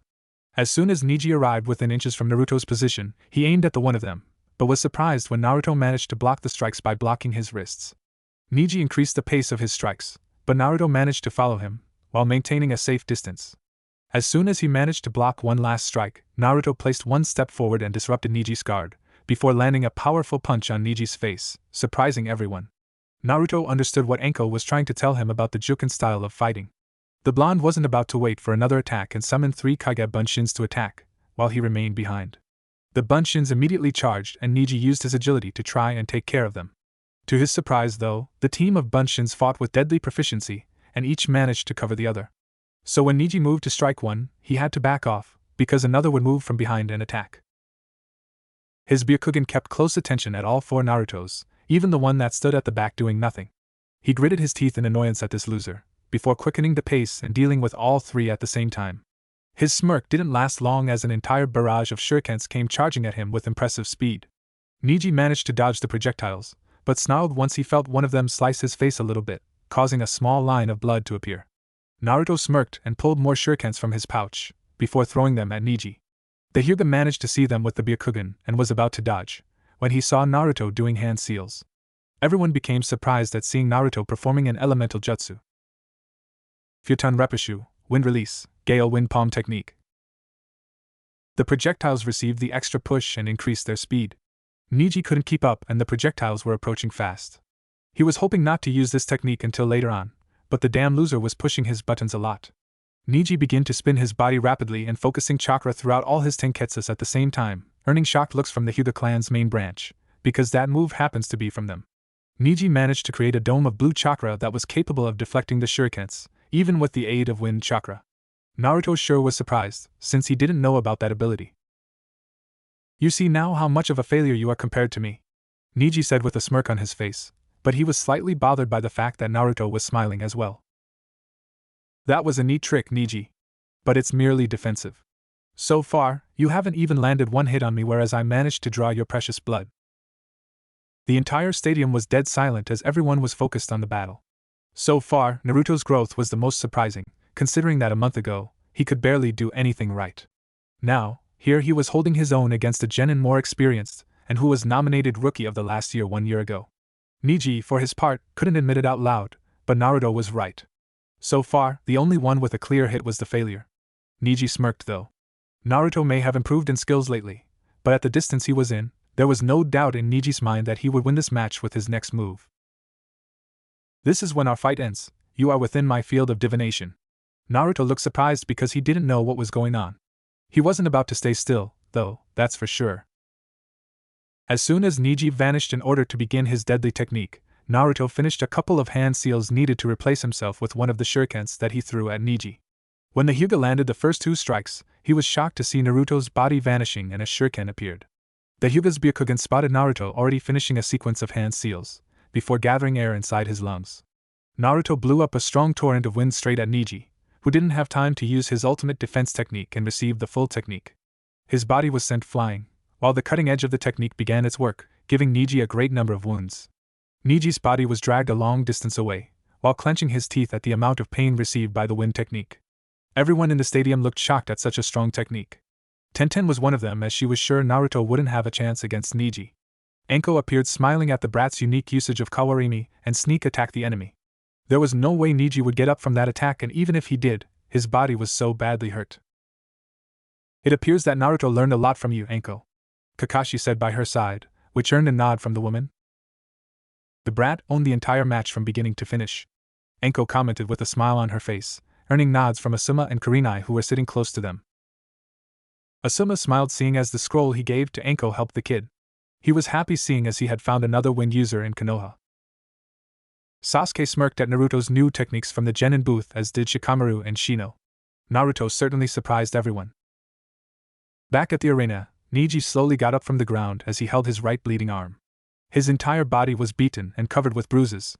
Whatever the failure hit him with, it hurt more than anything he ever felt before. He managed to drag his body close to the center of the arena as he looked at Naruto with his snarling teeth. Genma saw the state Niji's body was in and nodded, seeing as the fight was over. Before he could end it, however, Niji urged him not to by shouting to the proctor. Apparently, the kid received a dirty blow to his pride upon being beaten by someone he considered a failure. Unfortunately, though, in Niji not allowing the battle to end, it also allowed Naruto to move and deliver a strong reverse kick on his chest, which sent him flying once more towards the ground. Unfortunately, Niji's head ended up receiving the first impact and he was unconscious soon afterward, thus not being able to continue. Winner of the first match is Uzumaki Naruto, Genma announced, before pointing his hand at the baffled Naruto, who took a long while to understand that he had won the match. Up on the stands, everyone was contemplating the first round of the Chunin tournament, as it happened to be quite a shock to those with conservative ideals. After all, it's not every day that a Hyuga elite is so easily beaten by someone without any clan history like Naruto. The fact that Naruto was considered a class clown and that he barely graduated the academy contributed to everyone's shock at the moment. The blonde went from a barely passable shinobi to Chunin material in 1 month's time. Even if he couldn't know about Niji's main house techniques, Naruto had done his homework regarding the Byakugan and the Juken, understanding that it only took one opening to end a fight. That alone gave him a great number of points for promotion. The genins from Naruto's classroom all gawked at what they saw. Sakura and Ino had doubt if Naruto could beat Niji, hence why none of them even considered the possibility. Chuji and Kiba thought the same way, though they acknowledged Naruto's severe improvement. They couldn't point any wasted move from the blonde. And all of them somehow knew that Naruto had yet to show all his skills. From what they saw, Naruto had a sword strapped on his back and he not once bothered to reach it. Furthermore, he didn't use that strange energy sensed at the Forest of Death, which could be considered an easy option for him. The opinion that came from the Kage booth was mixed. Sandaime Hokage looked at the boy at the arena, accepting the cheers from the audience with a smile on his face. He knew that Enko's method of training would do wonders for the boy. The Kazekage, though, couldn't help but smile as his second experiment was getting stronger. Ginma, at the arena, quickly announced the second match and ushered Uchiha Sasuke and Sabaka no Gaara to join him at the arena. Naruto went quickly to the genin booth as he passed by Sasuke, but not before giving him thumbs up. Sasuke, strangely, returned the greeting with a confident smile and a nod of his head. He said that he would face Naruto next and told the blonde to get ready. Naruto nodded as he watched Sasuke leave the tunnel, before suddenly he felt the offensive aura approach him from behind. 1 second later, Gaara passed by him with his cold exterior and looked at Naruto from the corner of his eye. The two looked at each other for a while, before Gaara turned his sight towards the end of the tunnel that would lead to the arena and started walking. Mother is asking for your blood. After I'm done with the Uchiha, you're next. Naruto was used to strong enemies using the same level of killing intent as Gaara, so he wasn't as fazed as Gaara expected. Naruto then went up the stairs that would lead to the genin booth. He was confident that Sasuke wouldn't be defeated that easily, even if this guy appeared to be the same as him. Sasuke x Gaara. After Sasuke joined the arena next to Ginma, the special jounin waited for the crowd to finish their unbelievably loud and exaggerated cheer for the kid. As the last loyal Uchiha, everyone placed a great load of expectation on the kid. Ginma knew that the kid shouldn't bear such burden. The look on his face, though, indicated that he wasn't concerned about the pressure. The clan never before produced poor-quality shinobi, and Sasuke would be no exception. The only thing needed of him was not to succumb to others' expectation and lead his life as normal as possible. The crowd attended Ginma's wish and silenced after a couple of minutes, allowing the special jounin to proceed with the fight. Looking at both combatants for a while, Ginma authorized the fight to commence. Uchiha Sasuke wasted no time and charged at Gaara with straight taijutsu, through a speed that he didn't possess before. Gaara wasn't fazed though and sent a beam of sand to stop the Uchiha's movement. Sasuke evaded the attack and got into position behind the sand genin, before aiming a straight punch at Gaara's face, which was blocked by the sand. The sand genin was once again surprised that one more ninja managed to sneak behind him. Sasuke maintained his pressure and left Gaara's back, going forward and landing a fierce kick on Gaara's chest. The sand wasn't fast enough to block it, and Gaara was sent flying because of it. Sasuke once more didn't relent and went through hand seals. Katon Gakaki no Jutsu, Fire Release, Grand Fireball Technique. The gigantic meteor of fire charged Gaara with impressive speeds, but the sand managed to block the impact. The technique was so hot that it turned the sand into glass. Sasuke charged once more, and this time Gaara attacked more aggressively, instead of merely defending himself. Because of this, Sasuke was forced to activate his Sharingan in order to evade the sand projectiles thrown by Gaara. After evading the last of them, Sasuke grabbed a few shurikens of his own and threw them at Gaara. The sand genin, for his part, just stood there, but the sand lifted a barrier to catch the projectiles. Sasuke saw what would happen from the Sharingan and charged while the sand barrier was transformed into a sand bunshin, a replica of Gaara. Sasuke connected a fierce chop on the bunshin's neck, thus dispelling it, before charging against the original once more. Even if the Uchiha managed to dodge Gaara's sand without the Sharingan, now he could see it in slow motion, evading it and landing a strong punch on Gaara's face, even before he realized Sasuke's actual position. After the blows, Gaara's face began to show cracks, revealing his sand armor. His anger at this was quite evident, and Sasuke only smirked at this. It was clear that he was being underestimated by Gaara and that would cost him dearly. Sasuke just remained in his usual position, in order to study his opponent's next moves as well as gather a bit of his stamina back. Moving like that posed great stress on his limbs. Suddenly, though, Sasuke's instinct told him to jump just as a sand beam erupted from the ground, trying to catch his leg. Looking at Gaara, he was momentarily surprised because he couldn't anticipate the movement. He realized, in midair, that the attack came from underneath and he couldn't see it. In midair, Sasuke went through hand seals for a new jutsu he had mastered, thanks to Kakashi-sensei. Raiten Rakurai, Lightning Release, Thunderbolt Technique. Suddenly a small black cloud appeared up in the sky and released a thin lightning towards Gaara, who was caught by surprise. The sand was merely consisted of earth, and earth was weak against lightning. Sasuke's technique pierced Gaara's defense like it wasn't there in the first place. Gaara emitted a loud scream as thousands of volts circulated through his body. Suddenly, though, the scream changed its tone and it sounded demonic, much to everyone's surprise, including Sasuke as he landed on the ground. Gaara started bleeding and looked at Sasuke with pure rage. His eyes were suddenly transformed as the sand around him began to envelope Gaara in a form of cocoon. Sasuke wouldn't allow that and unleashed another grand fireball technique at Gaara. Sasuke was surprised, though, when he saw that this new barrier not only parried his attack, but also suffered no damage whatsoever. Looking at the cocoon in front of him, Sasuke realized that he needed something stronger to penetrate it. He doubted that his first right-on jutsu would be as effective and decided to use something else. Normally, he would use this trump card later, seeing as this was his first battle of the tournament. However, the circumstances pretty much demanded it. He gave some space and performed a sequence of 3-hand seals, before holding his right hand facing up and the left one holding his right wrist. Charging this technique would take some time, but he was confident that he would have it. If not, his Sharingan will warn him beforehand. Suddenly, before everyone's shocked eyes, an unbearable noise began to fill the arena as Sasuke's right hand started to glow with lightning energy. Those who recognized the technique looked at the creator for explanation, but the man's gaze was entirely fixed on his student. Kakashi told Sasuke to use this technique only when a comrade was in danger, and he understood why the Uchiha was considering it. This Gaara managed to produce a tough defense that only A-rank jutsus could pierce. Furthermore, no fire jutsu could pierce earth-based techniques, so Sasuke's actions are at least understandable. As soon as the technique was finished, Sasuke charged with all the speed he could muster, as it was required of him. Half of the technique relied on the user's speed in order to cause more impact. When Sasuke was inches from Gaara's cocoon, his eyes alerted him to sudden earth spikes that arose and he managed to dodge it, before thrusting his strongest technique inside. The lightning attack managed to pierce the wall, and Sasuke heard the noise of flesh being pierced, before smiling. Gaara emitted another scream, but this time it was completely demonic, which caused the civilian part of the stand to shake in fear. The wound was so deep that Gaara couldn't maintain its hold on the cocoon, and thus the sand began to dissolve, showing an injured Gaara. He was holding his injured shoulder, while looking at his opponent. Sasuke was about to charge once more and deal with the fight for good, when a great number of feathers started falling from the sky, surprising both Sasuke and Genma as well as the entire stadium. All ninjas were now prepared for anything as those feathers weren't a part of the Chunin tournament. As the feathers fell from the sky, a great number of civilians and inexperienced shinobi fell victim to the wide-area genjutsu and were asleep. Naruto, unfortunately, wasn't able to learn much from Anko in the genjutsu department and was almost closing his eyes when Shino placed his hands on his shoulders, waking him up instantly. His eyes looked at the arena only to see many battles occurring at the audience as well as at the field where Sasuke and Gaara were fighting. He could see that Sasuke and the Proctor Genma were side by side as they were facing an injured Gaara flanked by his siblings and an unknown Jounin from Sunagakure. Naruto was about to go help Sasuke when he saw the other genins leaving the genin area towards the audience. "Shino, where are you going?"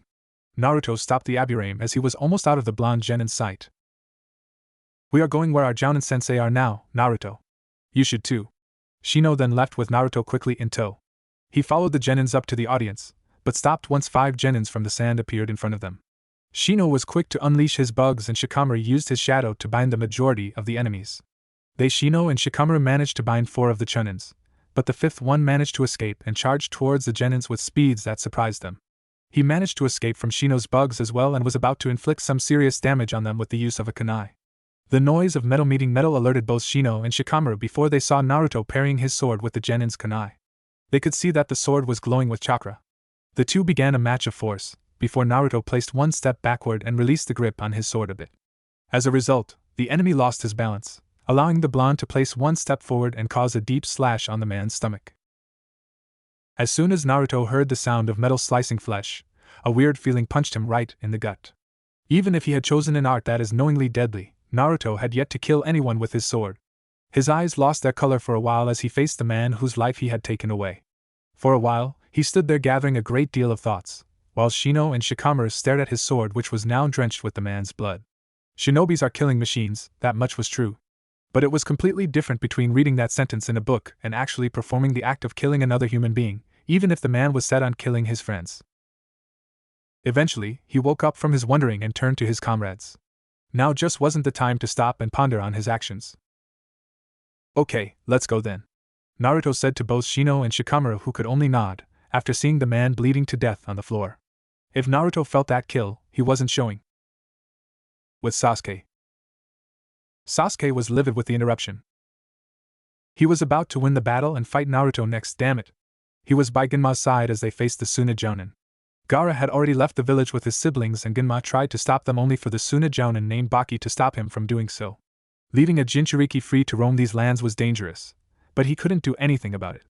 Genma was sure that others would attend to the Jinchuriki in due time. Turning to Sasuke, Genma realized that he would have trouble protecting the Uchiha while facing the Jounin at the same time. "Sasuke, go find your Jounin sensei. I'll cover you." Despite wanting to face a higher-level shinobi, Sasuke nodded at the higher-ranked officer and left.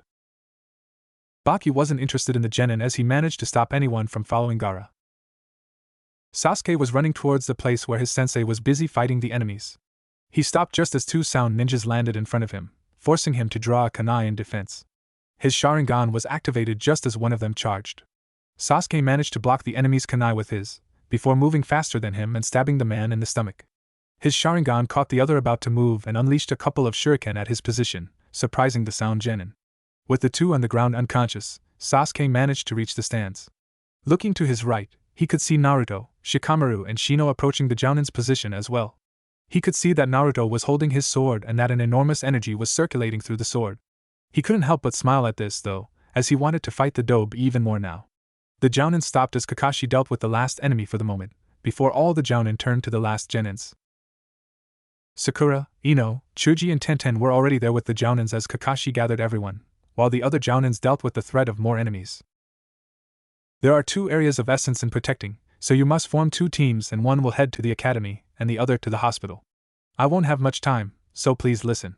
Naruto, Shino and Ino go grab Neji at the infirmary and head to the academy. Assist the Chunin instructors there. Sasuke, Shikamaru, Sakura, Tenten and Chuji, you will assist the hospital. Many medic nins aren't trained in the field, so they are in more need of assistance. After that, maintain the teams and find a Jounin nearby for further assignments. Now go, we'll provide cover. The Genins nodded and were about to leave when Anko stopped them after decapitating a sound Chunin. Naruto, don't hesitate in killing the enemy. He'll kill you if you do. Sensei and student locked eyes for a second. Anko was able to see the troubled look in Naruto's face, and she recognized it instantly. Plus the bloodstain on his sword was a dead giveaway. Okay, Anko-sensei. The woman smiled at the boy. She frowned for a second before dodging an incoming attack that would pierce her right shoulder, before engaging in combat once more. By this time, the Genins had already left towards their respective assignments. Kakashi couldn't help but notice, though, that during the entire debriefing, Naruto was more focused on Anko than him, his official sensei. Another thing that Kakashi realized while blocking 2 kunais with just one was that while Anko was quick to catch on the fact that Naruto had his first kill, he wasn't. Kakashi wasn't familiar to the level of bond created throughout this month, but something told him that Anko, even if indirectly, ended up stealing one of his students. Naruto's team. Naruto, Shino and Ino went quickly towards the infirmary in order to collect their last member. The blonde was having his reservations since it was him who sent the Hyuga there in the first place. The team stopped all of a sudden when a group of sand genins appeared in front of the team. The time between their movements granted both Naruto and Shino ample time to launch their attacks. Shino used her bugs and Naruto unleashed shurikens against the genins of sand. Ino, like Sakura, was in her civilian clothes and didn't have much on her to be of much assistance. Thus, she had to serve more as a support with her clan techniques. Naruto turned to her. Ino-chan, do you have any weapon with you? The girl blushed in embarrassment but said no. She didn't have time to respond though, as she saw Naruto throwing her his holster. Pick up my holster then. You'll need it more than I do. Ino nodded before the group moved once more. It didn't take too long before the group arrived at the infirmary before Naruto opened up quickly. Once inside, the 3 were surprised to see not only Neji but also a man similar in appearance but much older, and wearing a white kimono. From the look of things, the genins interrupted a very important conversation. The only one who recognized the only adult in the room was Shino, and seeing the lack of words from Naruto and Ino, he took a step forward. Excuse me, Hayashi-sama, but we need Neji to accompany us towards the academy in order to protect the students from the invasion. The young Hyuga was completely covered with bandages, but otherwise he didn't appear to be suffering from the attacks. Hyuga Hayashi looked at Abirame Shibi's son Shino for a while, before turning to his nephew. Go Neji, we can talk more about it afterward. The elder Hyuga vanished from the room, not even waiting for his nephew's answer. Neji sighed and narrowed his eyes at the genins. Just seeing Naruto there sent him on edge, but it wasn't time for that right now as the village was under attack. He left from the bed he was sitting on and approached the genin's location. He refused to look directly at Naruto, though, much like the blonde expected really. Let's go then. With that, the 4-man team vanished towards the academy with Naruto up front and Neji last because of the Byakugan. As the blonde charged towards the rooftops, he saw a purple barrier being lifted to his right and frowned since the Hokage was in that direction. Whatever it was, though, he was certain that the old man would deal with it quickly. He was the Hokage after all, and thus the strongest shinobi in the village. He needed to focus on his current assignment now, instead of worrying over a man who survived 2 great shinobi wars and had more than 50 years of experience. Sasuke's team. Sasuke, Shikamaru, Sakura, Tenten and Chuji left the arena towards the village hospital. They could see a great number of fights on top of buildings and on the village streets, but they couldn't stop their path, otherwise the hospital would be unguarded. Sakura, Tenten and Chuji were on their civilian clothes, but Tenten was the only one that had weapons hidden below her Chinese-style dressing. She supplied Sakura and Chuji with weaponry. A group of sound Chunin appeared in front of him, but Sasuke's Sharingan already informed him, even before their actual appearance. Hence why by the time they landed in front of the genins, he was already going through hand seals. Katan Hausenka no Jutsu, Fire Release, Mythical Phoenix Flower Technique. The fireballs reached their destination and supplied the Chunins with third-degree burns. Without even stopping, the group of genins charged once more towards the hospital. Sasuke was at the front as per Shikamaru's instruction, seeing as his Sharingan would tell them if the path was clear or not. When the Uchiha stopped and told everyone to stop, it didn't take long for two elder Konoha genins to fly past them and crash inside a sushi restaurant to their left. Luckily to the younger genins, the older ones recovered quickly and attacked the enemies once more. It took them 10 minutes to reach the hospital. Once there, Shikamaru quickly devised a defensive perimeter so as to protect the front entrance, and the other ones from the right side of the building. Their timing couldn't be more perfect as 1 minute later, two Chunins from Sand appeared in front of them, wanting to kill the wounded. Shikamaru sighed and turned to Sakura. Sakura, someone needs to check inside to see if the hospital was evacuated. Our station here will have to remain until the hospital is empty. The girl nodded and entered the hospital followed by Chuji. He had the strength to carry some of the wounded if need be. Tenten and Sasuke took one step forward and Shikamaru remained behind to use his shadow as support. After Chuji entered the hospital, the remaining genins stood by at the front, while Sasuke and Tenten looked at the enemies while guarded in case of their movement. Their plan was simple, yet many things could go wrong. The plan was to keep them occupied and eventually take them near Shikamaru when he could extend his shadow and capture them. Of course, that would only happen if the enemy wasn't aware of Shikamaru's ability with shadows. If they for instance managed to pass through Sasuke and Tenten, then the Nara era would be the only one standing between the enemy and the hospital entrance. Sasuke and Tenten looked at one another briefly, both understanding that they couldn't make mistakes. Immediately throwing a great number of shuriken, Tenten and Sasuke charged against the Sand Chunin. The Sand Chunin evaded the projectiles easy enough and charged as well with speeds that far outmatched the Konoha genins. Even with the Sharingan, Sasuke was having trouble blocking their thrusts, and Tenten was defending herself with a long wooden staff.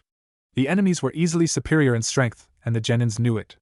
Sasuke heard the noise of a kick hitting Tenten's face and snarled as he saw her flying towards Shikamaru's position. He could see that she had spilled a few drops of blood and imagined the strength behind the kick. He couldn't allow them to march towards the hospital. Seeing as Tenten's enemy was behind him and that his enemy was about to hit with a kunai, Sasuke immediately evaded them, using a shunshin. With this, they couldn't dodge in time and one plunged the kunai at the other's chest, wounding him badly. Sasuke appeared by Tenten's side, while Shikamaru used the distraction and managed to grab the enemy's shadow. Sasuke, do it now. I don't believe I can hold them for long. Shikamaru's scream awakened the Uchiha, as he realized that he was taking too long in checking if Tenten was hurt. He looked up to see the enemies trapped by the shadow and nodded, before going through a sequence of hand seals. Katan Gakaki no Jutsu, Fire Release, Great Fireball Technique. The gigantic meteor engulfed the two Chunin, and neither of them had the time to scream in agony. Instantly, the same pain engulfed Sasuke as he took a couple of seconds to realize that he just made his first kill. For longer than the Uchiha could remember, there was only one man he ever swore to kill one day, and that was elder brother. As the fire created by an Uchiha consumed the bodies of his enemies, Sasuke couldn't help but freeze right there as he pondered on what his only goal in life really represented. Sasuke was no ignorant to the fact that these two may not be his only victims throughout the invasion, and quite certainly won't be throughout his ninja career. His ambition to avenge his family wasn't in a way diminished, but what changed was the prospect of killing his older brother. He always talked about doing this, but he never thought about how he would do it. Shikamaru stood by his side as he could watch the same perplexed expression on Sasuke's face compared to Naruto's not even 15 minutes ago. His father always told him that when the time came and he had to kill someone for the first time, it would certainly be the worst day of Shikamaru's life. In this case, the amount of his IQ represented very little in his ability to grasp what both Sasuke and Naruto were going through right now. Even if they were participating in a tournament to decide if they have the skills necessary to become Chunins, he was sure that none of the rookies had ever killed anyone before, at least not until now. He figured that if both Sasuke and Naruto managed to understand what it means to kill someone in order to protect others, then they could be considered Chunin material shinobi. Tenten's noise of pain had woken Shikamaru, before he went to check on the wounded genin. Are you alright, Tenten? Shikamaru's question woken Sasuke as well, since he joined by the girl's other side. The weapons specialist nodded, before massaging her jaw a little bit. That kick almost knocked her out. Sasuke and Shikamaru helped her get up just as Chuji and Sakura left the hospital. Chuji was using his partial expansion jutsu and carrying a civilian couple in each of his arms while Sakura was carrying a baby girl. The group was once again joined just as an explosion happened a few meters away from their position. Luckily, it was just a misfired jutsu, meaning that there weren't more enemies to deal with. Sakura, is the hospital empty? Shikamaru asked, earning a nod from the kunoichi. Yes, we searched through every corridor and room, only to find this couple and their baby. The rest were already taken to the shelters, so we must head there immediately. Let's go then, there is one not far from here, Sasuke said as the group left the hospital location towards one of the shelters. Afterward, as Kakashi instructed, they would need to find the nearest jounin in order to see how they could be of further assistance to the purpose of casting the enemies out. It didn't take long for them to reach the shelter, before the group was on the move again. Sasuke was the one who looked up to see the man from the first phase of the Chunin exams barking orders at some Chunins. He urged his team to follow them just as the Chunins received their orders and left the rooftop. As soon as they landed, though, both the Ibiki and the Genins were surprised at the noise coming from the walls. Much to their shock, a three-headed gigantic snake made a giant hole on the village's wall, threatening to destroy the entire village just by passing by. Ibiki was considering his options when he saw a big shadow on the ground.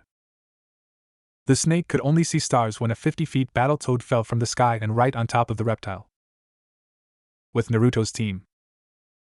Immediately upon leaving the stadium, the group was assaulted by a group of 9 sound Genins and Chunins. However, a couple of Konoha Chunins appeared and managed to hold their own, allowing Naruto's team to continue their trip towards the academy. The entire town was deserted with fights occurring in specific points of the village. Naruto felt like joining a couple of them, before remembering that he was given a mission to protect the academy. On the way, he figured that Iruka-sensei would be there as well to protect the students. Even if the situation didn't call for it, a part of him was feeling excited upon being able to show Iruka-sensei how much he'd improved since graduation. We must hurry, the academy is being attacked by no more than 15 sound shinobi. There are only 3 Chunins there right now and they're struggling to keep the enemies from attacking the children. Everyone heard Niji's report and nodded, before focusing chakra to their legs for the extra propulsion. Naruto was the fastest of the group, so he went on ahead of everyone. 5 minutes later, they could see the academy and the enemies attacking. One of the Chunins was on the floor and filled with lots of kunai stuck in his stomach. Naruto saw Iruka holding his own but barely. Turning to Ino and the others with projectiles, they all nodded at his intention, before throwing shurikens at the enemies. The sound ninjas sensed the weapon's approach and backed off their assault, before the Genins appeared in front of the Chunins. Iruka managed to relax a bit upon seeing the backup. It's good that you appeared. They all came out of nowhere. Iruka smiled upon seeing his ex-students. He could see Naruto among the group and couldn't help but see how focused he was on the enemy. No sweat, Iruka-sensei, we were sent here by Kakashi-sensei. Iruka nodded before kneeling to check on the other Chunin instructor, an overweight Chunin by the name of Daikoku. The rest of the Chunins were already able to extract the children from the academy, so their mission was now reduced to salvaging the building. The sound enemies sneered at what the man referred to as backup, since they appeared to be fresh out of the academy Genins with no appearing threat whatsoever. One of them even tried to attack Naruto only for the blonde to dodge and thrust his sword through the man's stomach, surprising the hell out of the guy. The others were surprised as well upon witnessing the brat's speed. Shino took the opportunity and performed some hand seals. Mashidama no Jutsu, Insect Sphere Technique. The amount of bugs that left from inside his sleeves formed a swirling sphere as it charged towards the enemy. Upon impact, the insects started sucking the enemy's chakra. The attack didn't do much against all of the enemies, but at least they sucked quite a lot of their chakra, before going back to Shino. Ino remained on the back, seeing as she always was a support-type kunoichi.